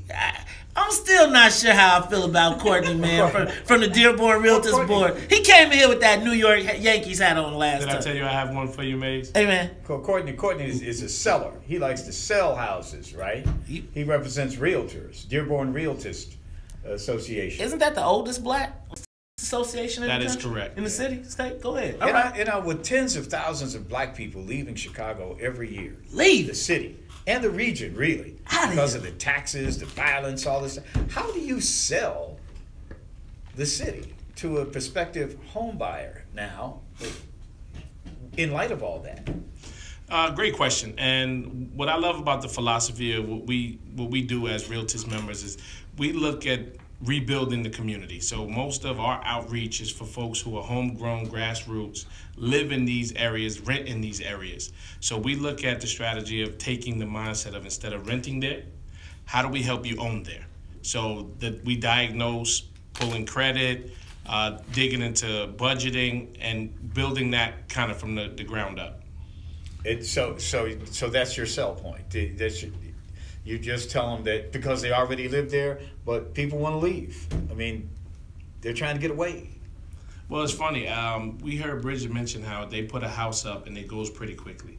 Well, what we've learned is once we've gotten in these communities, these black communities, and interact with the community and giving them information of empowerment, folks are loving it. They live there. They love their areas. Most of them have grown up there their whole lives. Their grandmothers, grandfathers own property there. And through the housing crisis, some have lost property. So once they figured out there's a strategy to regain that equity, that wealth that was lost, they're all over it. You know, one thing when we were off during the break, we talked about. I said, is this sort of like the HGTV flipping houses business?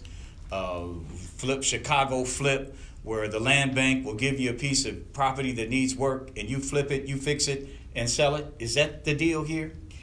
And as I said on the break, I agree. Yes, that is the strategy. But we think of it not so much as flip as rebuild.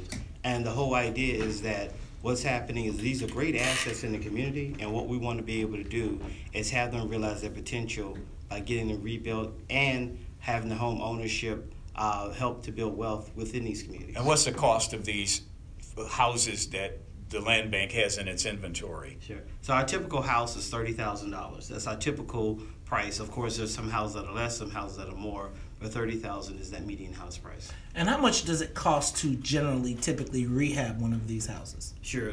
That ranges between $60,000 to $100,000, depending on the rehab needed for the house. That's for our worst houses. For our home buyer houses, that can be from $15,000 to about $30,000. Rob, but really, Commissioner, are these houses like in the hood? Like, I mean, do I have to be strapped up and ready to move into this neighborhood, or are these houses that I can feel safe moving my family to? Yes, I mean the answer is both, but we have, the strategy for us is a lot of, you got 1 or 2 vacant houses on a block, and you want to come in, you want to stabilize that block. And these are all over the place: Chatham, Auburn, Gresham, Belmont, Cragen. we're Yeah, but Maywood, Harvey, Bellwood, Harvey, Chicago Heights. We're there as well. Yeah, absolutely. All this those is the places. Cook County land bank. Yep, all over the place.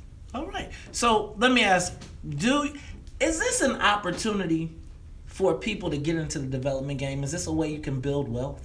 Yes. Absolutely. Yes. And the thing about it is, what we've done is we've lowered those barriers for people to do business with us.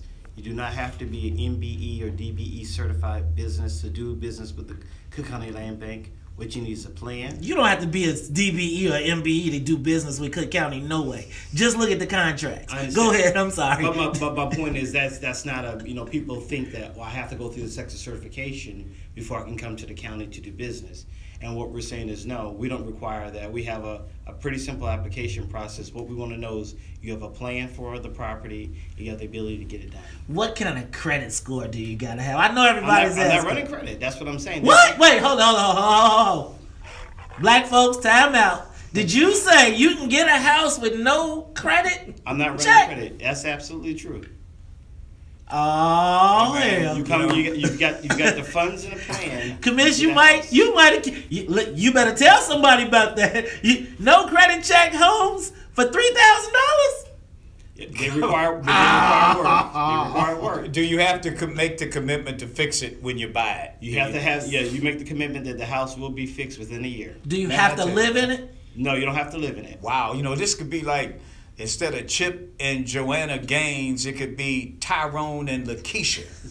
doing this. Hey, you know what? Flipping houses, man. Let's do a show. You know what? Can we do a reality show? Let's do it on Facebook Live.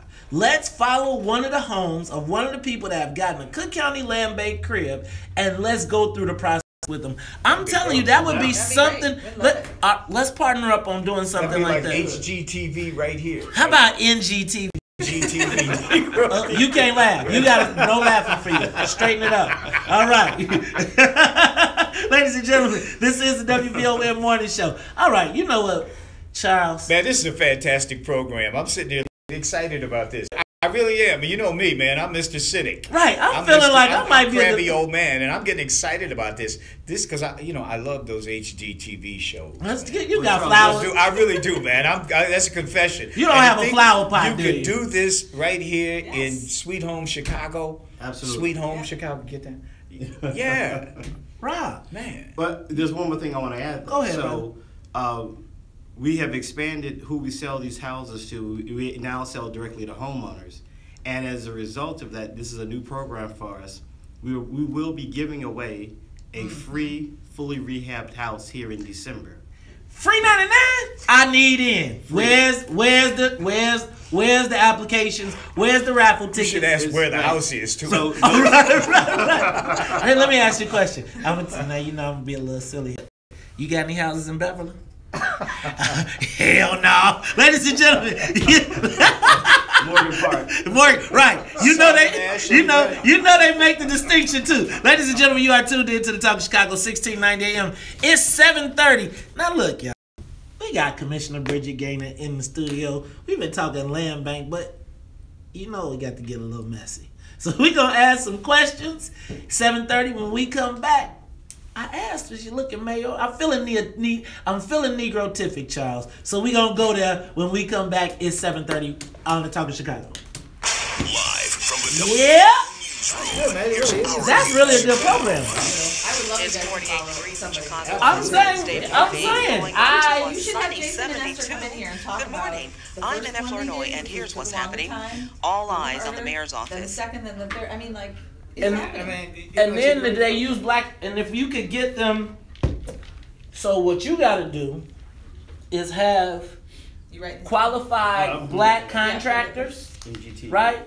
Yeah. Qualified black contractors and subcontractors so that they can participate in the rebuilding, right? So you got that already? Oh, absolutely. Oh, that's beautiful. Yeah. Oh, really? Yeah. So where's the list?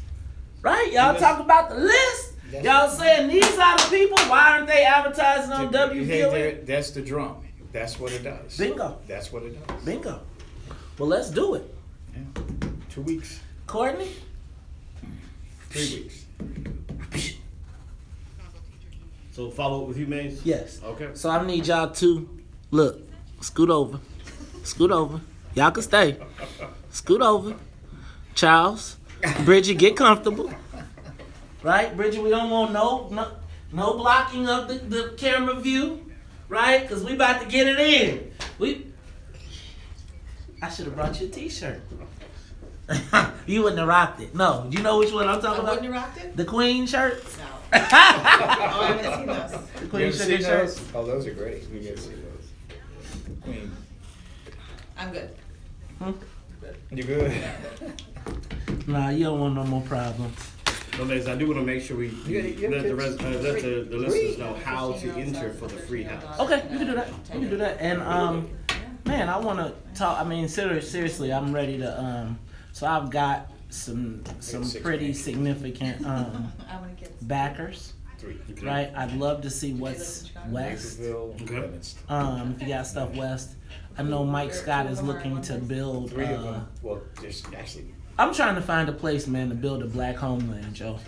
Like a black community where upperly middle class black people can live, let their kids go outside and play, and have all. And I don't mean it to be like snobby. I just mean it to be like, why can't there be a place where all of us that are trying to grow and be professional, and you know, you want your kids to be able to. You've been to Beverly, right? You know how that is with them kids. How can we use this to create that for black folks, right?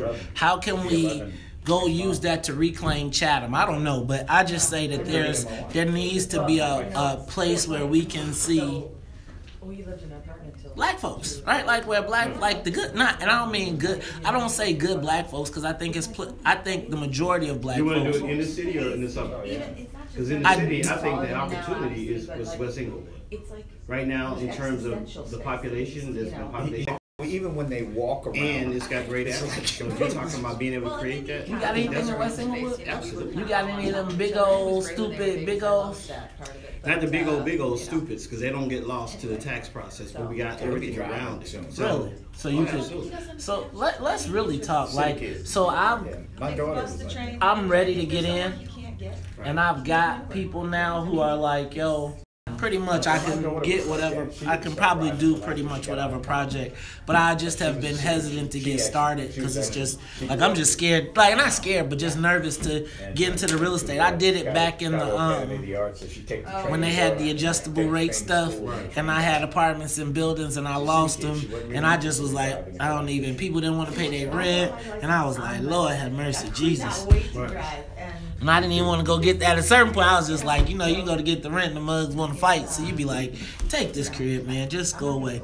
But I think as we look to build wealth now, and especially what's going on in the city, it's like I just feel like pretty much any property you acquire at this point is at some point in the near future going to have some value. Absolutely. And then if you can, like, I want to do, like, and now with all this affordable stuff that's going on, trying to figure out how do you build the housing to accommodate all of the, and not affordable, but like everybody at Google is not gonna make $500,000 a year, right? Where do they live? They can't keep living. You know, when you go look down there and all those people that live in the West Loop, them kids are living in $5,000 a month apartments, but they sharing it. They piled up on it, right? Well, you said a couple things. From a philosophy standpoint around housing, we're pushing housing counseling across all of the faith centers, right? All the churches. And the mindset behind that is the more people you ready in this pipeline to purchase, you're going to be able to attack neighborhoods at a more holistic level. So you won't have to necessarily pick a certain area like a Beverly, if you will. You'll have plenty of areas that could look like a Beverly when you flip the switch and get people more away from renting and more into owning. Because that mindset, and I joke with a couple of the faith-based leaders, but when you look at how kids treat their Jordans, their true religion, and so forth in our communities, right? You very rarely see them mistreat those things. The minute those folks become homeowners, can you imagine how they're going to treat that house now? Well, I think I can imagine how they're going to treat that house if know how to treat it, right? I know how to clean Jordans. I know how to use a toothbrush and do that, but I don't know about that's part of the education. That's the education. About the cutting grass, about buying an edge trimmer, right? Like, it was when I moved to, I grew up in Bolingbrook, so we had to cut grass. I was cutting grass at 8. I was picking up sticks. We was trimming hedges, all of that. So it was one of those things of pride for me. I enjoyed being in my lawn. But when you live in the hood and somebody's never had a grass and they don't cut it and they don't see it and they don't, right, it just makes the whole thing be like. But you know, amazing, and maybe I'm a huge optimist, but we continue to meet with more and more blacks in these communities, right? Like you mentioned, Michael Scott. He's one of our big partners at Dearborn. We have several events already scheduled in the North Lawndale, Garfield Park area. And what we take pride in is once you start taking a couple of these blighted buildings in areas where there's already home ownership existing, right? Now you have an opportunity to have preservation, education. Rob, we're going to come back to you and let you close out. Guys, we're back. Get ready. Rob, we're going to let Rob close out and tell us how you can register, and then we getting it in. Okay. To get what we want. So, you better think.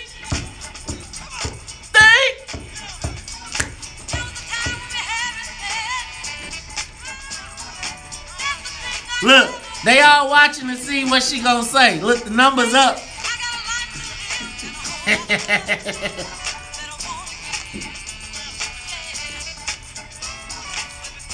You are tuned into the Talk Chicago 1690 AM. I'm your host, Maze Jackson. Got my main man, Charles Thomas, in the studio. Got Rob Rose, and I'm still not sure about this Courtney from the Dearborn Realtors. You know he didn't wear his hat this time, so now I'm really questioning you because you ain't got your flag on. You see my man Charles? You see my man Charles? He don't never waver. Yeah, every morning he got his hat. He ain't gonna never. You rock your New York if you think. I'm waiting until next year. Now, Charles, I can't wait to dig in on rebuilding program. I can't wait to dig in with the commissioner. But Rob Rose said that before we do this, he has to let people know how they can enter the win to get that house. Absolutely. Rob, go ahead. All right. So you go to our website, cookcountylandbank.org, cookcountylandbank.org, or you can just Google Cook County Land Bank. Will be the first site that pulls up. And there's a tab that says Home Giveaway. You click it. Your name, email address, phone number, and address. All the information we need. 1 entry per person, no purchase necessary. And we're giving away a fully rehabbed house in the Auburn Gresham neighborhood. 3-bedroom, 2-bath house. We'll be giving away in December. All right. Rob Rose, there it is. That's how you get the Cook County Land Bank house. Charles, let's go. Yeah. I'm with Bridget Gaynor here, the Cook County Commissioner. Wake those lines up. Wake those lines up. I'm going to ask you right up front. Have you thought about running for Cook County Board President? You know, I thought about it, but I'm not running for Cook County Board President. Well, what was your thought process? How did you work that through? You know, look, I didn't vote for the soda tax, but I think at the end of the day, I think Tony's done, the president has taken on a lot of the issues that I really care about too, which is criminal justice reform. I think that, you know, I don't know if we would have made the progress without her sheer force of will pushing everybody else who's in that mix together. The fact that we're talking about cash bond and no cash bond now wouldn't have been something that was even on the table. Jail population's down 25%. I mean, I think that there's a lot to be said. But aren't you concerned that perhaps Democratic Party leadership of the county board is at risk here if she should be the nominee? You know, I'm always kind of surprised that the Republicans don't figure out some path to come up with some pro-choice suburban woman that appeals to people across Cook County, but they don't ever seem to do it. So I haven't heard much about that, and we'll see. I mean, look, there's not one pro-choice Republican member of the General Assembly right now. The party is moving more to the right. I think we've seen that in the last couple of weeks and months. So I don't know if they find somebody that appeals across the board. Commissioner, on the pop tax, why did you feel okay to vote against it why did you feel okay to vote against it? A couple things. So you had sales tax at the county, income tax at the state, property tax at the city. If you look at my district's a lot of small business, restaurants, bars, their margin, it's not just that the margin is on things like pop, but it's also they own the building and they're a small business. They're getting hit with the tax over and over and over again. And so it was too much too soon. And it was also incredibly confusing the way it was going out, and it didn't seem to kind of cut across the board and make sense. So I wasn't for it, but we're starting the budget process now. We have a hole to fill, but I actually think there's a lot of things that we can do that Charles and I were talking about this before. You don't get pushed to make some of the decisions that you should be making unless you're in a moment like this. So here we are. Let's go back to real estate for just a moment, not the Cook County Land Bank, but the fact that black homeowners in the Cook County suburbs are underwater. They're being foreclosed upon. Their taxes are skyrocketing. You sit on the county board. Is there even a consciousness that this is happening to black homeowners in the southern and western suburbs? I mean, what's going on here?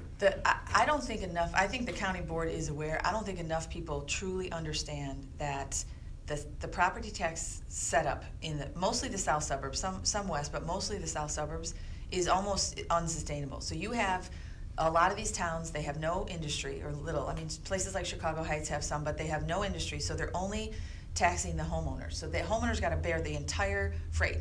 And the conversation we had before of multiple school districts in certain towns, townships, highway districts, it's, first of all, the value of the homes may not be enough to support all the costs. And so all you do is, the only place you get it is from the homeowners, and it's not affordable. You sound like Governor Rauner. When he says consolidate governments, property tax freeze, do I hear you sounding like him? I don't think you hear me sounding like him, but I think you hear me saying that if you want to live in a community, you got to figure out some way to make it affordable. Because right now, the path in the south suburbs, it is, from a tax perspective, hard to manage. Should there be a property tax freeze in Illinois? Look, that's up to the individual municipality. Those No, guys that's up to gotta the figure out how to state. run I mean, that's a state issue right now. That statewide, I don't think that stuff happens statewide. I think that, you know, you're funding schools locally, you're funding services locally. That's got to be a decision that is made locally. Well, he says that if the state mandates a property tax freeze, only if the local government or local electorate wants their taxes increased, can they be increased. In other words, a county board couldn't just increase property taxes, or a city council. I don't know. I feel like that's a little too much meddling. I don't think we're ready for a property tax in Cook County, but, you know, I think the state is pretty diverse to set all that stuff in one rule. Commissioner, we got an election cycle, no Barack Obama on the ticket. We've got a very unpopular county board assessor who's been accused of institutional racism. Tony Preckwinkle with the pop tax. Mike Madigan has been lambasted, millions of dollars against him. What does the Democratic Party have to offer the black community in this upcoming election? That's a great question. I mean, I think you look countywide. First of all, you can't compare them to the almighty, as they say. What's the alternative? So what is the alternative that we're being offered in Cook County? And there really isn't one. I think when you look at what Democrats are talking about, I can only look at what I talk about, which is things like the land bank. How do we innovate and not necessarily spend more government money, but actually redevelop what's going on? How do we stay street level and get into creating real opportunities for people and change things at the ground level? So those are the things that I focus on. Criminal justice reform. This whole idea that, you know, the jail had 10,000 people 6 years ago and it has 7,500 now. And so those things, changing cash bond, looking at the state's attorney's office. I think Kim Foxx will be really innovative and pragmatic. Should you be spending, you know, should you have 250,000 misdemeanor trials, or should you be focused on violent crime? That's what we have to offer. But Commissioner, real quick, go ahead, Charles. No, you go ahead. With our leadership aging most of the top people at the party are like in their 70s. Really, what do we have to look forward to? What is the future of our party? I think there's a lot of great people that are coming up. And, you know, I mean, the age like of people... Who? Well, what about Carrie Steele? Hey, she that's is a young, rising star. I think we've got younger people on the board. I'm not 70. I'm not a young spring chicken anymore. But you're not gonna run. Let me ask you this: have you thought about running for mayor? Yeah, I've thought about running for mayor. What about it? Tell us about it. Why you thought about running for mayor? I grew up here. I'm going to live here forever. I love the city. I think that I couldn't imagine what would be a better way to make the city a better place than get involved in the government. What is Rom not doing right now that you would do? It's not about what someone's not doing. I look at, you know, the things that I've focused on since I've been at the board and had the opportunity to be in politics. You know, I started my career as an organizer, and for me, everything is how do you stay close to people and get things done. But how could you? What would you do if you thought about being mayor? What have you thought about doing differently? Let's just talk about the land bank. Wait, hold it. You know what? We gotta go to traffic and weather. But when we come back, it's getting good, y'all. Ladies and gentlemen, Commissioner Bridget Gaynor on why she should be the mayor. Boy, I'm thinking Negro typically for real now. It is the Talk of Chicago 747. We'll be back. More of the morning show with Mace Jackson coming up on the Talk of Chicago. No. You said the whole hour. You said we had 15 minutes. I said he had 15 minutes. You got 45. He got a half hour. He saved you. Look, I was like, look, man, you only got a little bit longer to talk about how to win that house, brother. We got questions. You know what? Commish, seriously. You know you could probably just look. Should I ask which one should I ask, or should I ask both? What? In the poll. No, I think you. Well, I mean, maybe after she leaves, I think Courtney has a lot to say about this. No, Courtney.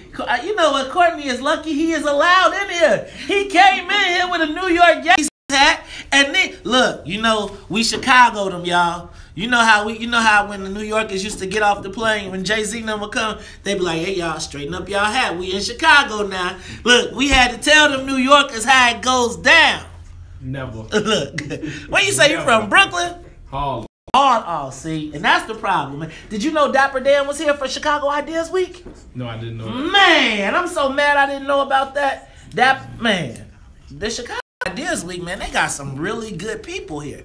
It's real. Who did they have? I spoke on Monday. Yeah, we don't get no invites. That's all right. But like Dapper Dan, and like now, like the whole evolution of how he did the thing, how the fashion company shut him down, and now Gucci is now doing a deal with him. That's crazy. I saw that. Isn't that crazy? Yeah. That's like, when I was a kid, man, I wanted a Dapper Dan. I wanted a Dapper Dan suit so bad. You couldn't. You have class. You have style. Hey, man. We was like, man, when I saw the Dapper Dans in the rap videos, boy, I'm going to tell you. Slick Rick, I never forget. The first time I saw the Teenage Love video, I was like, I have to do that. And from that point, I tried to be a rapper, a DJ, a dancer, a producer, and I sucked at all of them. So I found promotions, and promotions is where we made our way. Commissioner, let's see, Mayor Gaynor? How would that sound? So, if you were the mayor, okay, what could black people expect? That was a great question. That's a good one. I got you. Okay, I get it. I'm here to talk about the land bank. Right. I want to make that clear. You could think about that question. About the land bank. You could definitely. That's why nobody wants to come talk to us. Yeah, we are Ask here. real questions. But can I tell you how many points you get from people for coming to the Lions Den? Right? Like, because everybody, I'm going to call. Yeah, look, they like. We're huge too today. We are huge. Yep. That's because let me tell you what. There was a huge sigh of relief from the Tony team when they was like, they was like. I know, but check this out. Those are George Blakemore numbers. Yeah. Right! You are doing George Blakemore numbers. George Blakemore might have been the most popular. Thank you. Oh my God! George Blakemore was bigger than like Scarface. He's bigger than Tony. He's bigger than everybody. Blakemore number. You got probably 30,000, 40,000 out there. Can I say I beat him? Did I beat George? You can't beat George. George is like 150. I'm gonna hear it. He did like 176. 176. Oh God, no, you're not there yet. Damn, think about that. You ain't made George Blakemore. But for a white lady from the northwest side, you set some kind of record here today. You know that. I gotta give you that. So in the white lady category. The white lady category, you're killing it. I'm killing it. It's good to know. You're killing it. You're killing it. Is there a lot of competition? I'm gonna tell you. There's Don't some. answer that. Bridget got a little soul too. I'm gonna tell you. I saw her at the Beyonce concert and she knew how to do single ladies. Oh really? Yeah, I saw. That's because she's got teenage kids. Hey, I saw Bridget at the West Side Music Fest too. What you was doing at the West Side? What you doing on the West Side? You trying to rap? Well, I got you.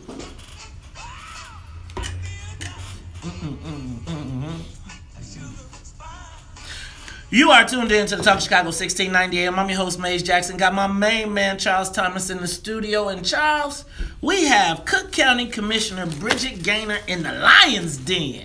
Yeah, she just, we just asked her about this. She said she's explored the possibility of running for mayor, and perhaps she's explored what she would do differently if she were mayor. And you had a good question. Which was, Commissioner Gaynor, if you were Mayor Gaynor, what could black people expect from your administration?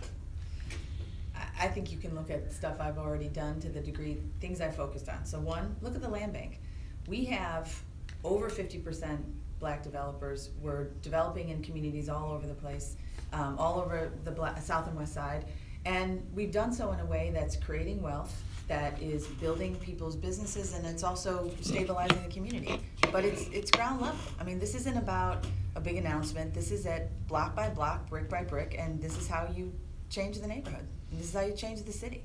The other thing is everything around criminal justice reform. It's something I've done since I got to the county, and it's not just about injustice, but the budget's not sustainable, and also life is not sustainable if we keep in this situation where that many people have to spend that much time in jail because they can't post bond. But you know, Commissioner Gaynor, the vast majority of black folks in the city of Chicago, let's put it that way, are not going to jail, do not expect to go to jail. Issue, though. It is a budget issue, but what about the economics of it? What about the jobs, the contracts?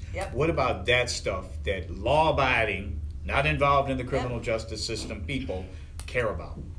So look, again, with the land bank, we've kind of taken from a really, limited amount of power, and we've created this engine. We're going to make $20 million this year. We're selling hundreds of homes, and we're doing so in a way that builds generational wealth for African Americans. And I feel the same way about the contracts. And if you don't create a situation in which everyone participates, then the city's not sustainable. People As mayor, would you take on the building trades unions, which, from my side, do not hire black tradesmen and women in the proportion that we exist here in this city and county? So good example. We, one of the things, Arnie Duncan and I did a project in Pullman with the land bank.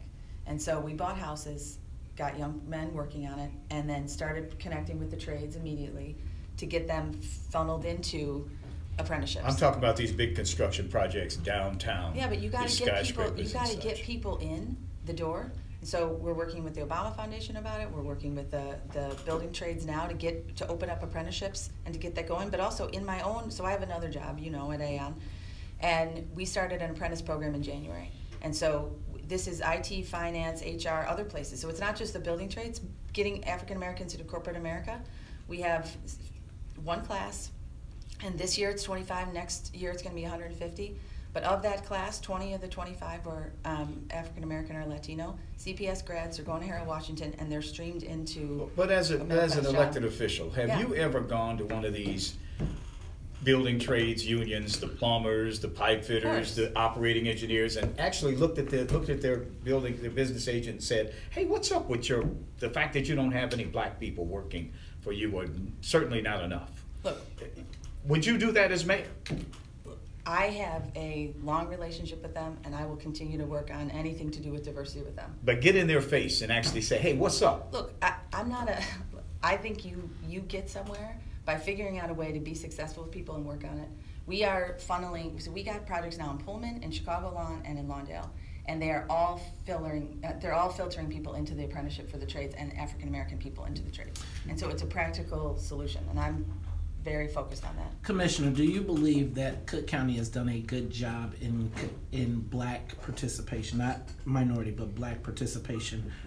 For the contracts? Contracts and opportunities. Yeah, there's too many waivers. I'll give you that. When these contracts come before us, you wonder, why do you have to give waivers on the minority participation? Can I explain a waiver real quick? So a waiver is, there's a percentage that, 26 and 5, minority participation, women participation. If someone comes to you and says, "I have a contract, but I can't meet it," then then the county can offer them a waiver. And the thing about getting a waiver is you can get it directly by giving part of the business to a minority or woman business, or you can do it through indirect purchasing. So in my mind, we give out too many of those, and I agree with you on that. What does the Democratic Party need to do to get the black vote this election?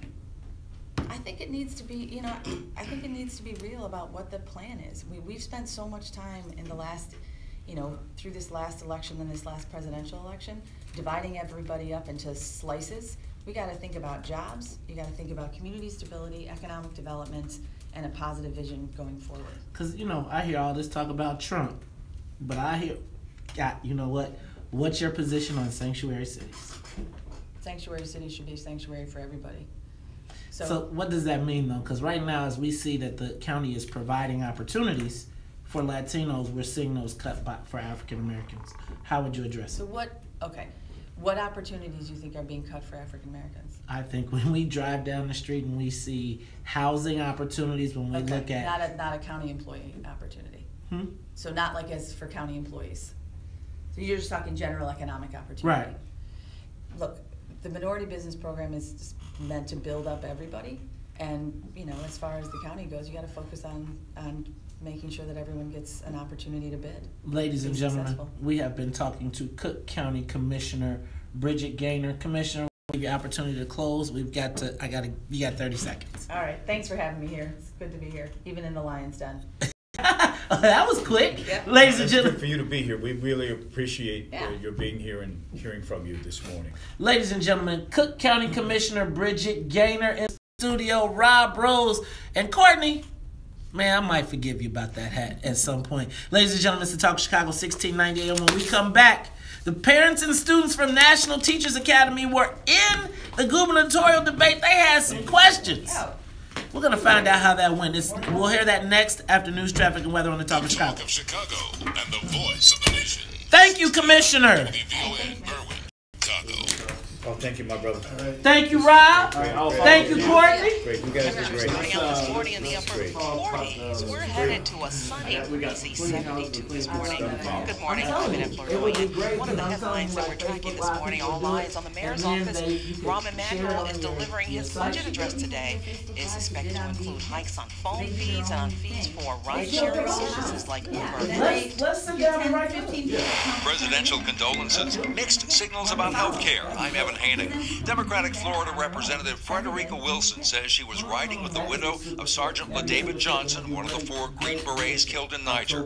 President Trump called to offer her condolences. The call was put on speakerphone. Wilson says the president told the widow her husband knew what he signed up for, but that it still hurts. Correspondent Joe Johns reports this morning Trump tweeted, This is, quote, Democratic Congresswoman totally fabricated what I said to the wife of a soldier who died in action. I have proof. Sad. And Representative Wilson is answering the president. I have no card, but I'll give you my info.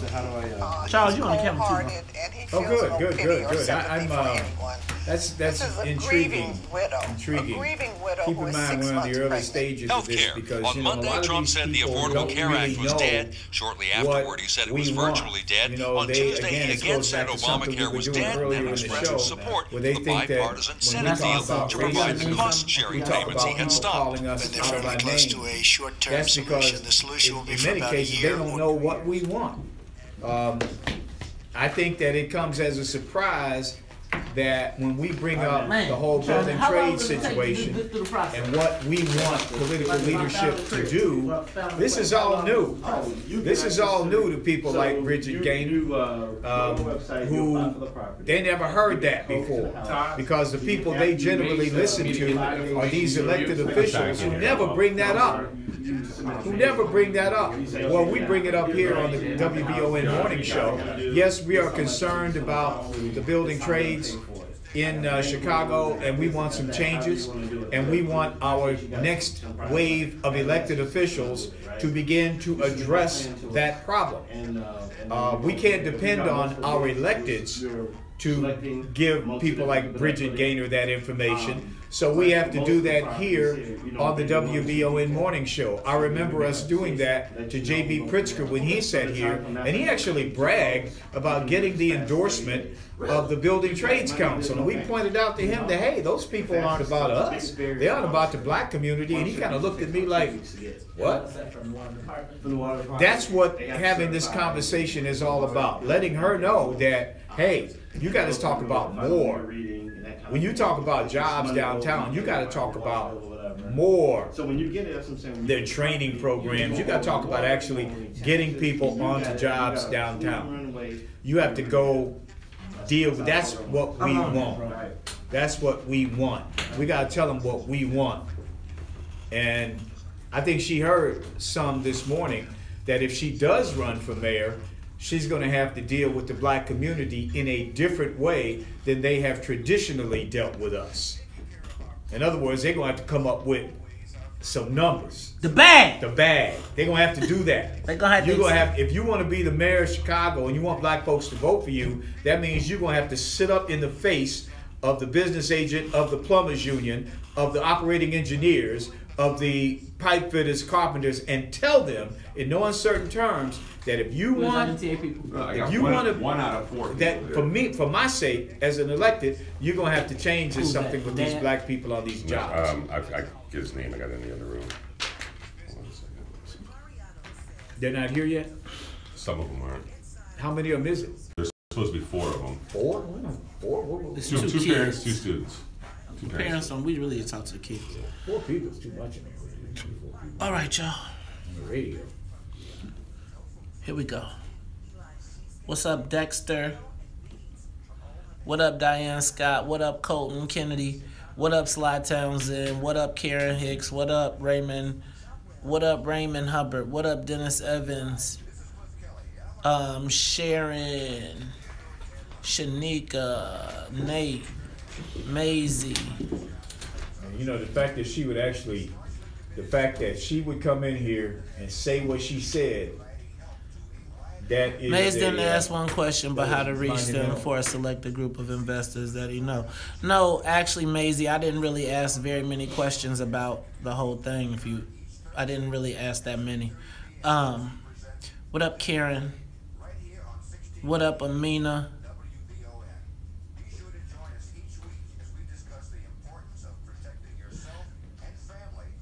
What's up, Audrey? What up, Bob? What up, Kunta?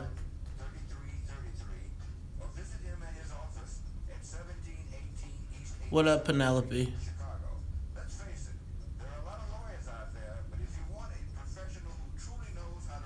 What up, Jeff? What up, Kang?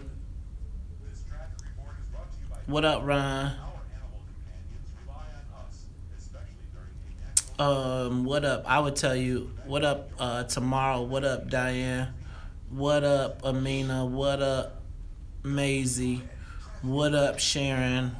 I think, guys, you. Let's see. What up, Raymond? What up, Carl?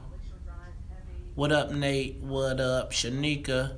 What up, Alvin? What up, Darren? What up, Maisie? What up, James? What up, Diane? Okay, so they sent, I have one person here, Corey Bilbro, then I just have 2 parents and 2 kids that just rolled up right now. So I really want to talk to the kids and the one parent, right? Kids and one parent. The Okay. parent. There's too many people. 3, total of 3. They don't have to. I mean, the kids can. They come in the studio, but they didn't need microphones. No, that's what we're evaluating right now. So we'll go with the kids and the best well-spoken parent out of the 3. Yeah, and the parent could really, we could just, the parent can do their thing and say what they have to say and then move and let the kids talk about what they did. Okay. Right? And they can just speak on what happened. What up, Penelope? What up, Ron? What up, Barbecue? What up, Alex? I was thinking about I missed what I didn't get with the Arnie Duncan thing was the fact that she did that program on Arnie Duncan, but Arnie Duncan don't appear to have none of them people working on his own damn house. Dang, I missed that one. It's yoga time.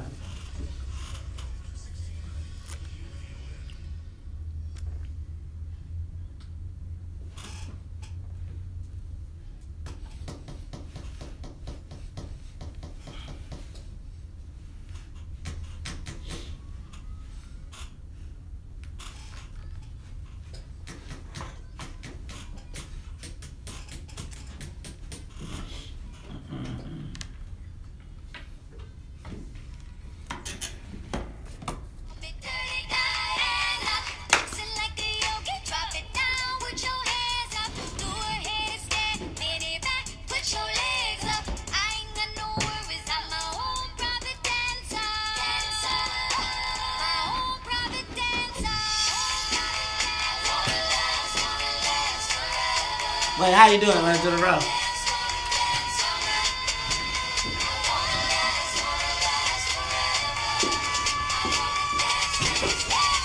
Boom, baby, bend over.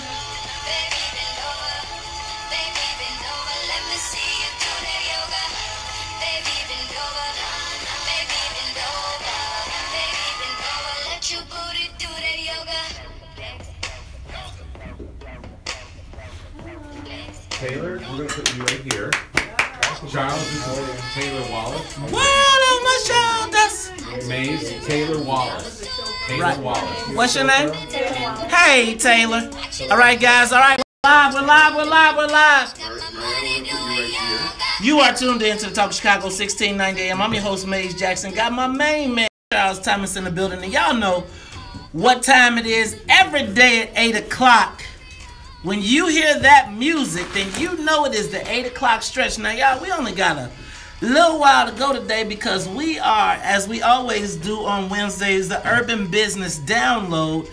But you know, Charles, we got this ongoing story that we are keeping up with.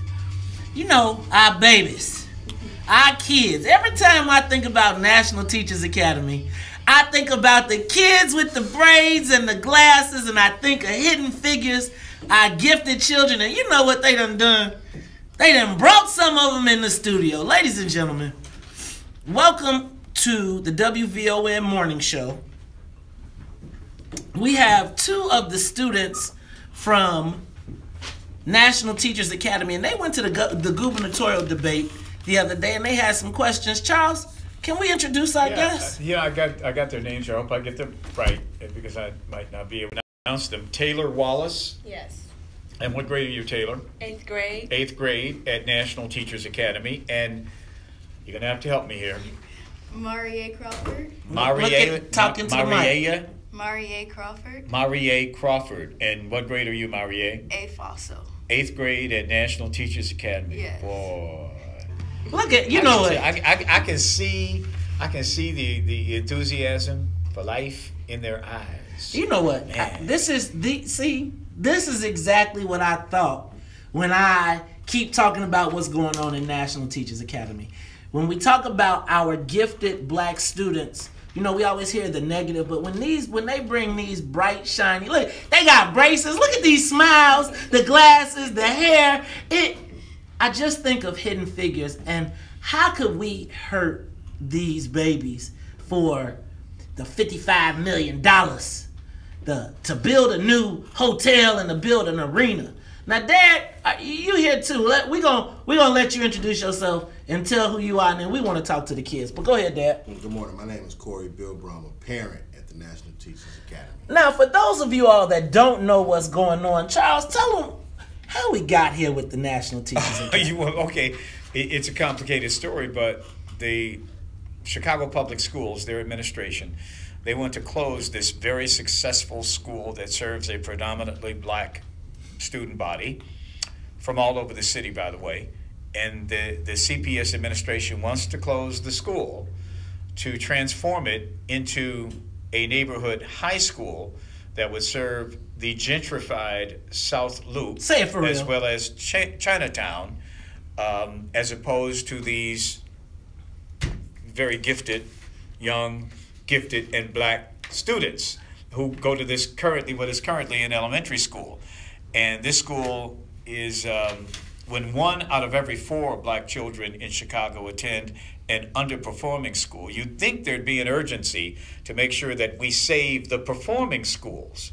But in light of this push by these people who have moved into the South Loop and such, they want to close this school, and it's caused some controversy. So Mariella and Taylor, just a couple of days ago, there was a gubernatorial debate hosted by 3rd Ward Alderman Pat Dow, who seems to be working against this keeping your school open. Who is working against keeping the school open.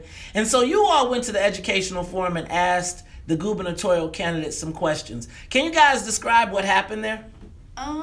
Basically, say your name. My name's Marie Crawford. Okay. I'm in 8th grade. So basically what happened after we interrupted the meeting and said what we had to say, later on during the conversation when they were asked questions, some of them did agree with us, and they said that they will stand with us and help and make sure that they can do what's needed to help us keep our school open. So it'll benefit the younger kids that is going there, since we are in 8th grade. And basically, we felt very appreciative because we've seen that people are standing with us and we're not the only ones, and we're showing that we do have a voice as a young group of kids and students. So wait a minute, you young group of kids interrupted those those are billionaires out there. Were you a little nervous talking to them? I was extremely nervous because I started first and my name is Taylor Wallace. I started speaking, I interrupted first. So it's like I had to be loud and I had to have them hear me. And once they were like, let them speak, I was happy because I was like, they want to hear what we have to say. And so what did you have to say? We told them that what the plan was. We told them that they wanted to close National Teachers Academy, and we told them why they shouldn't because like we're a level 1 school. And we told them how we felt about it. You know, I'm they call me Uncle Charles. I tend to be a somewhat little grumpy sometimes. But I gotta ask you guys, you know, politicians, they don't always tell the truth. Are you guys aware of that? You experienced that? Yesterday, yes. Who, how? Well, we were talking to one of the members of the CPS board. Who? What was it? We don't recall his name at the moment. You get that name for me because we're going to ask him. Go ahead. Yes, we will. And what did they say to you? What did you? Well, it was one person. It was 5 of us talking to him. And, like, we were saying what we had to say, and he was trying to cover up what we were saying by lying and telling stuff that we already knew that wasn't true. And then, like, we had parents with us, and he kept interrupting us. One time, I was talking, and he walked away because one of the parents started recording us because they felt that that was something that needed to be shown, that we were talking to somebody that was, like, very important, and that was a part of our making the decision of our school. And he felt some type of way, like the way he reacted was very negatively. And to the kids? Yes, to us. Not these two beautiful kids. I know he did. This was an administrator at Chicago Public Schools. But what about these people, these guys running for governor? I mean, who said, you trust them? You really trust them? Well, who said they were going to stand with you? Well, one of the candidates, I'm trying to think of his name. Daniel Biz, was it J.B. Pritzker, was it... It was T.O. Chris Kennedy, or T.O. Yeah. Yes, it was T.O. And he was the first one to say that he would stand with us as along with Chris Kennedy. That was the person that I called out, but he wasn't there personally. But he was standing on his side, so he spoke for both of them because he was the one that was there. And he was saying that he do stand with us, and everyone in the audience, they were agreeing with us, so we kind of felt like we were being listened to. Yeah. Now, let me ask a question, because, you know, I hear all of these, I hear you. Who has been helping you besides your parents? Are there any politicians or any people that have been on your side? Who? It's the parents from National Teachers Academy. They've been so helpful. Like, they've picked us. They literally just picked me and Marie up, brought us here. They came with us to go to, like, all the meetings. When we talked to the city council, they were there. They were just so helpful, and it's the parents and our teachers. Now, I heard you guys went to the mayor's house.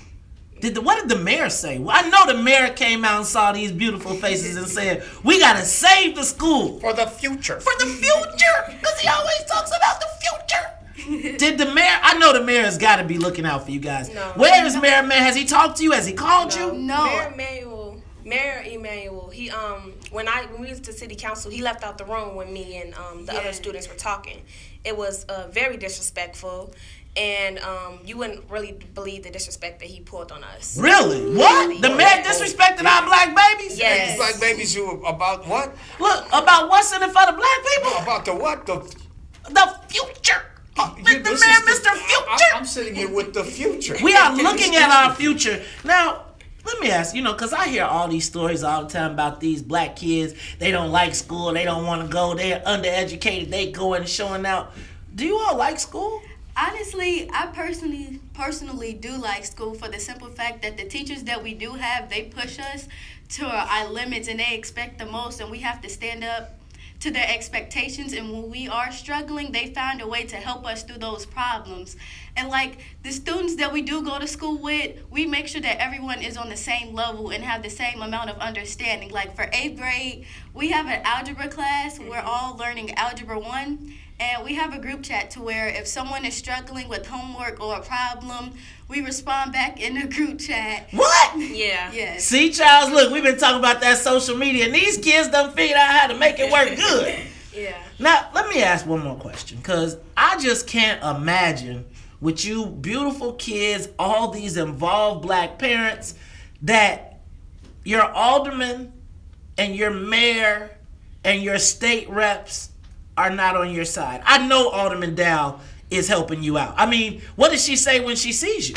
Honestly, she bumped into me at physically, she bumped into me and one of my friends while we were talking to one of the candidates. Yep. At the meeting yesterday, and personally I felt some type of way about that because I do understand the fact that you are trying to close our school, but I felt very disrespected as a student and as a child. I'm only 13, so I felt like that wasn't a very positive way to react to a situation when you've been called out. Yeah. Wait. Go ahead, Taylor, because I think I'm upset now. Yeah, we called Alderman Dow out a couple of times. I'm not even going to say a couple. We called her out a lot of times. Yeah, we called her out a lot of times. Like, every time that we talked, we called her out. And I guess she just didn't like it. Like, at the meeting with the mayor, we called her out, and it was like she was having another conversation with other board members, and we felt very disrespected because she turned her back on us. And I feel like when we were at that meeting, they was acting like our opinion didn't matter when we're the ones that's being affected, even though you're the ones that's making the decision. Guys, let me just ask you a question. Mm-hmm. When have we ever heard the story of black kids fighting to save their school? We don't ever hear that narrative. And the fact that first of all, I'm looking at these babies, and it's what I said, which is why I'm getting mad for real. That we got these beautiful kids out here educate. Look, I mean, they smiling, they got me feeling very good. And the fact that our elected officials would just kick them to the curb. And the fact that she bumped into you, bumped into a 13, and she like 6'2". You like... She's very tall. I'm only 5'1". And she... Black folks. Black folks. She got physical. Black Chicago. We don't protect our babies. Who is? Right? I'm sitting here. Now, the education piece of it is one thing, but Charles, remember how, you know how it happens to me when I go out and people bump into you and they actually, I'm a grown man. So I know how to handle myself. But these babies are doing what you proclaim you want Dr. King and all of these people from all these years fought for. These kids are fighting for their education. They are exercising their right. Y'all want to go boycott for Colin Kaepernick. You want to take a knee. You want to do all this other stuff. You want to build a place for people to play basketball. Right. And you don't want to protect the school. It's right down the street. I mean, that's amazing. Think about the view. They can see the Wintrust. They can see the money stolen. But I'm going to tell y'all, because y'all going to be happy, because the rapper going to go perform, and y'all going to be like, woo, we got a song. You know what? Cue up my We Shall Overcome or some Love Will Let Love and Happiness. Because if we are going to allow our black children to be ran up out their school in the shadow of the $55 million theft. Because I'm telling you, the shadow of that hotel and that Wintrust Arena hits that school. Ladies and gentlemen, y'all, you know what? If we didn't have babies in here, I'd probably be cursing right now. This is the WVON Morning Show. I'm your host, Maze Jackson. For Annette Flournoy in the newsroom, for Sonia Escobar, the musical conductor of the Soul Plane. Charles, I'm sorry, man. I hit my... I know, man. And we all feel that way, my brother. I'm looking at these baby and I'm saying, Pat down. Mayor Emanuel, We gonna protect our babies. So if this is a year-long deal we got to do, we're going to protect our babies. We're going to protect our babies. We will not leave them defenseless. Ladies and gentlemen, this is the WVON Morning Show. And if you don't like it, you can tell them. May said, we out of here. Peace. The good Reverend Dr. Forrest. Where's the Reverend Dr. Forrest Claypool? Well, the Reverend Dr. She bumped in. Hold on. So this is what I need for y'all to break this down for me. Because I'm just telling you. Y'all on Facebook Live right now, and you are on YouTube. Please explain to me the breakdown of how in the heck that happened for real. Yeah. She bumped in. What? So what was the context? Was it an accident? No, she literally walked past very aggressively. Look at the camera. Talk to it. She walked past very aggressively. Like, she walked behind when she could have walked in front. Yeah. Like, there was a lot of room, and we were in a very small circle, and it was a group of students, and she just walked straight past and bumped into me, and like I said, one of my other classmates. And so how do we expect? So look, in the face of everything that's going on in the city of Chicago, when we talk about conflict resolution, we talk about our kids and our babies doing the right thing, and you mean to tell me that a grown woman, and y'all, I'm telling y'all, if these babies wasn't here, y'all would get a different understanding right now. Bumped in. Do y'all see these kids? Do you see them? Right? Ain't nobody got a bonnet on. Right? Ain't nobody standing around here. I see you got your little blind thing, but that's what kids do. Come closer. Come closer, they can see. You both and move that mic out of her way too, man. This way? So I need for you all to tell our listeners and our viewers, because right now you're on Facebook and you are on YouTube. Y'all got about 120 live. You got about 200 people live watching you right now. What do you want us to do? How can we help? You can help by being there.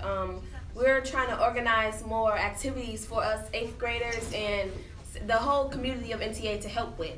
What could really help, like we told the candidates, is being there, trying to help us, because like if you start closing level 1 schools, there'll be level 3 schools everywhere, and you won't get a high education that we're supposed to get. We're supposed to be intelligent, and the only way to do that is to get high level teaching. Like I said yesterday, if you close down a level 1 school, how do you expect students to go to a great high school? It starts off with an elementary school. You go to a level 3 school and you expect students to meet the standards, but you're closing level 1 schools that can help them and challenge them to get where they need to be to go to a level 1 or a level 1+ school. Also in high school, but you're trying to close down an elementary school that's still thriving. We started off as a level 3 school, and now we're a level 1 school working to become a level 1+ school. Yep. And a lot of us, we can already tell that we're going to great high schools for the simple fact our test scores are amazing. Mm-hmm. We continue to work hard and persevere, and all you can do is like stand with us and speak out your opinion. We have a Twitter account, and our hashtag is WeAreNTA. So like, you can tag Ron Emanuel. His account on Twitter is Chicago's mayor, and you can put out what you think about his decision to close our school. You want people to tweet? Now let me tell you all something, right? There is a battle for the education of black kids in this city. So I don't think that you got to talk to more than just the NTA students. The reason that we ask you guys to come here is because we want all of Chicago to know your story, so that everybody can be involved in this fight. So I just want you all I want to tell you all that it is awesome that you are participating in your own future, that you are not waiting for somebody to determine it. And we're on your team. We're gonna help, right? Like, so you got to keep us up to date. If you guys want to do a correspondent, like if you guys want to give us someone that's our youth or a student correspondent that keeps us up to date, that when guys are taking an action, You can let us know and we can get the word out if people want to meet with you, etc. But guys, I want you all to know that you are not out here by yourselves. The fact that you all are out willing to make a sacrifice for your school, like who hears about black kids standing up fighting for schools? Right? You never hear that story. And so this is when we talk about the news and they always tell the stories about the bad black kids and what's going on. I would say that this is really the story of our kids, right? Now let me just say this to the black folks out here. Are we gonna allow our kids to be expendable? We can't, right? We cannot allow our kids to be expendable. And anybody that's telling us that they are needs to go. The fact that an alderman, a grown ass woman, would even, and y'all know how it go, right? You know how it go. I'm gonna walk down the hall and I'm gonna hit you with a little shoulder, right? We all been in high school, but we doing that with grown folks and kids. Like kids not even in high school yet. I mean, and then if they put okay. So one more time, I want y'all to look at these beautiful babies. Right? Look at them. I want y'all to cheese real good. Look. See these beautiful babies? You see this? You look at them. And you tell me if we gonna let them throw them out of their school. Look at her. Look at her. Look. Do y'all know how much love y'all are getting right now? The people around the world are looking at this. So look, y'all, we are supporting NTA. Look at these babies. And tell me why we should allow anybody to throw them on the street. Rahm Emanuel needs to feel it. Pat Dow needs to feel it. Yes. CPS needs to feel it. Exactly. Say that. We're not just fighting for our school. We fighting for all the other CPS schools that they're trying to close or might be thinking about closing. The 50 other schools that got closed. We're fighting for all those schools. They're graders. They're gonna leave. Man. we're finna leave. We're going to leave. But we'll come back. Yeah, we'll come back, and You're it's all like, eighth grade now. It's our home. We've been there since kindergarten. I've been there since first grade. You were all there when it was level 1 and brought all the way up. It's 3. I got my numbers right. Level 3. When it was level 3. Right. It was level 3. Now it's level 1. This ward has had the highest school closings. This ward has the highest school closing of any ward.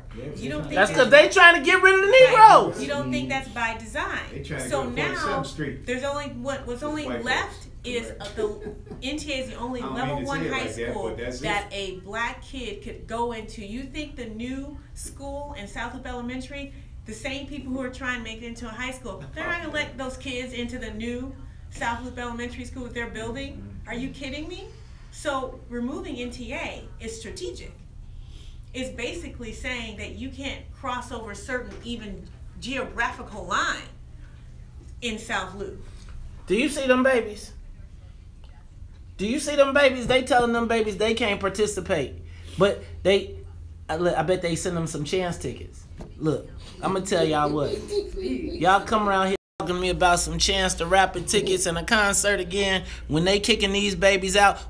So the next time y'all call me, talk about Chance got a concert, he giving away some book bags, he partnered with CPS to donate money, ask them, what about our babies? Where's that? Where? Did y'all get concert tickets? No. Y'all ain't getting no concert? NTA's blackballing all. You mean to tell me, with all that love, my babies ain't getting no concert ticket? Where you at? Think about the gravity of Obama, the Obama Foundation, doing all their activities at the site of the crime. Like, nobody, so they all having a big old party celebrating the next generation at the Wintrust Arena in the shadow of the school that they are throwing the kids out. Think about that. Amazing. That's what's happening.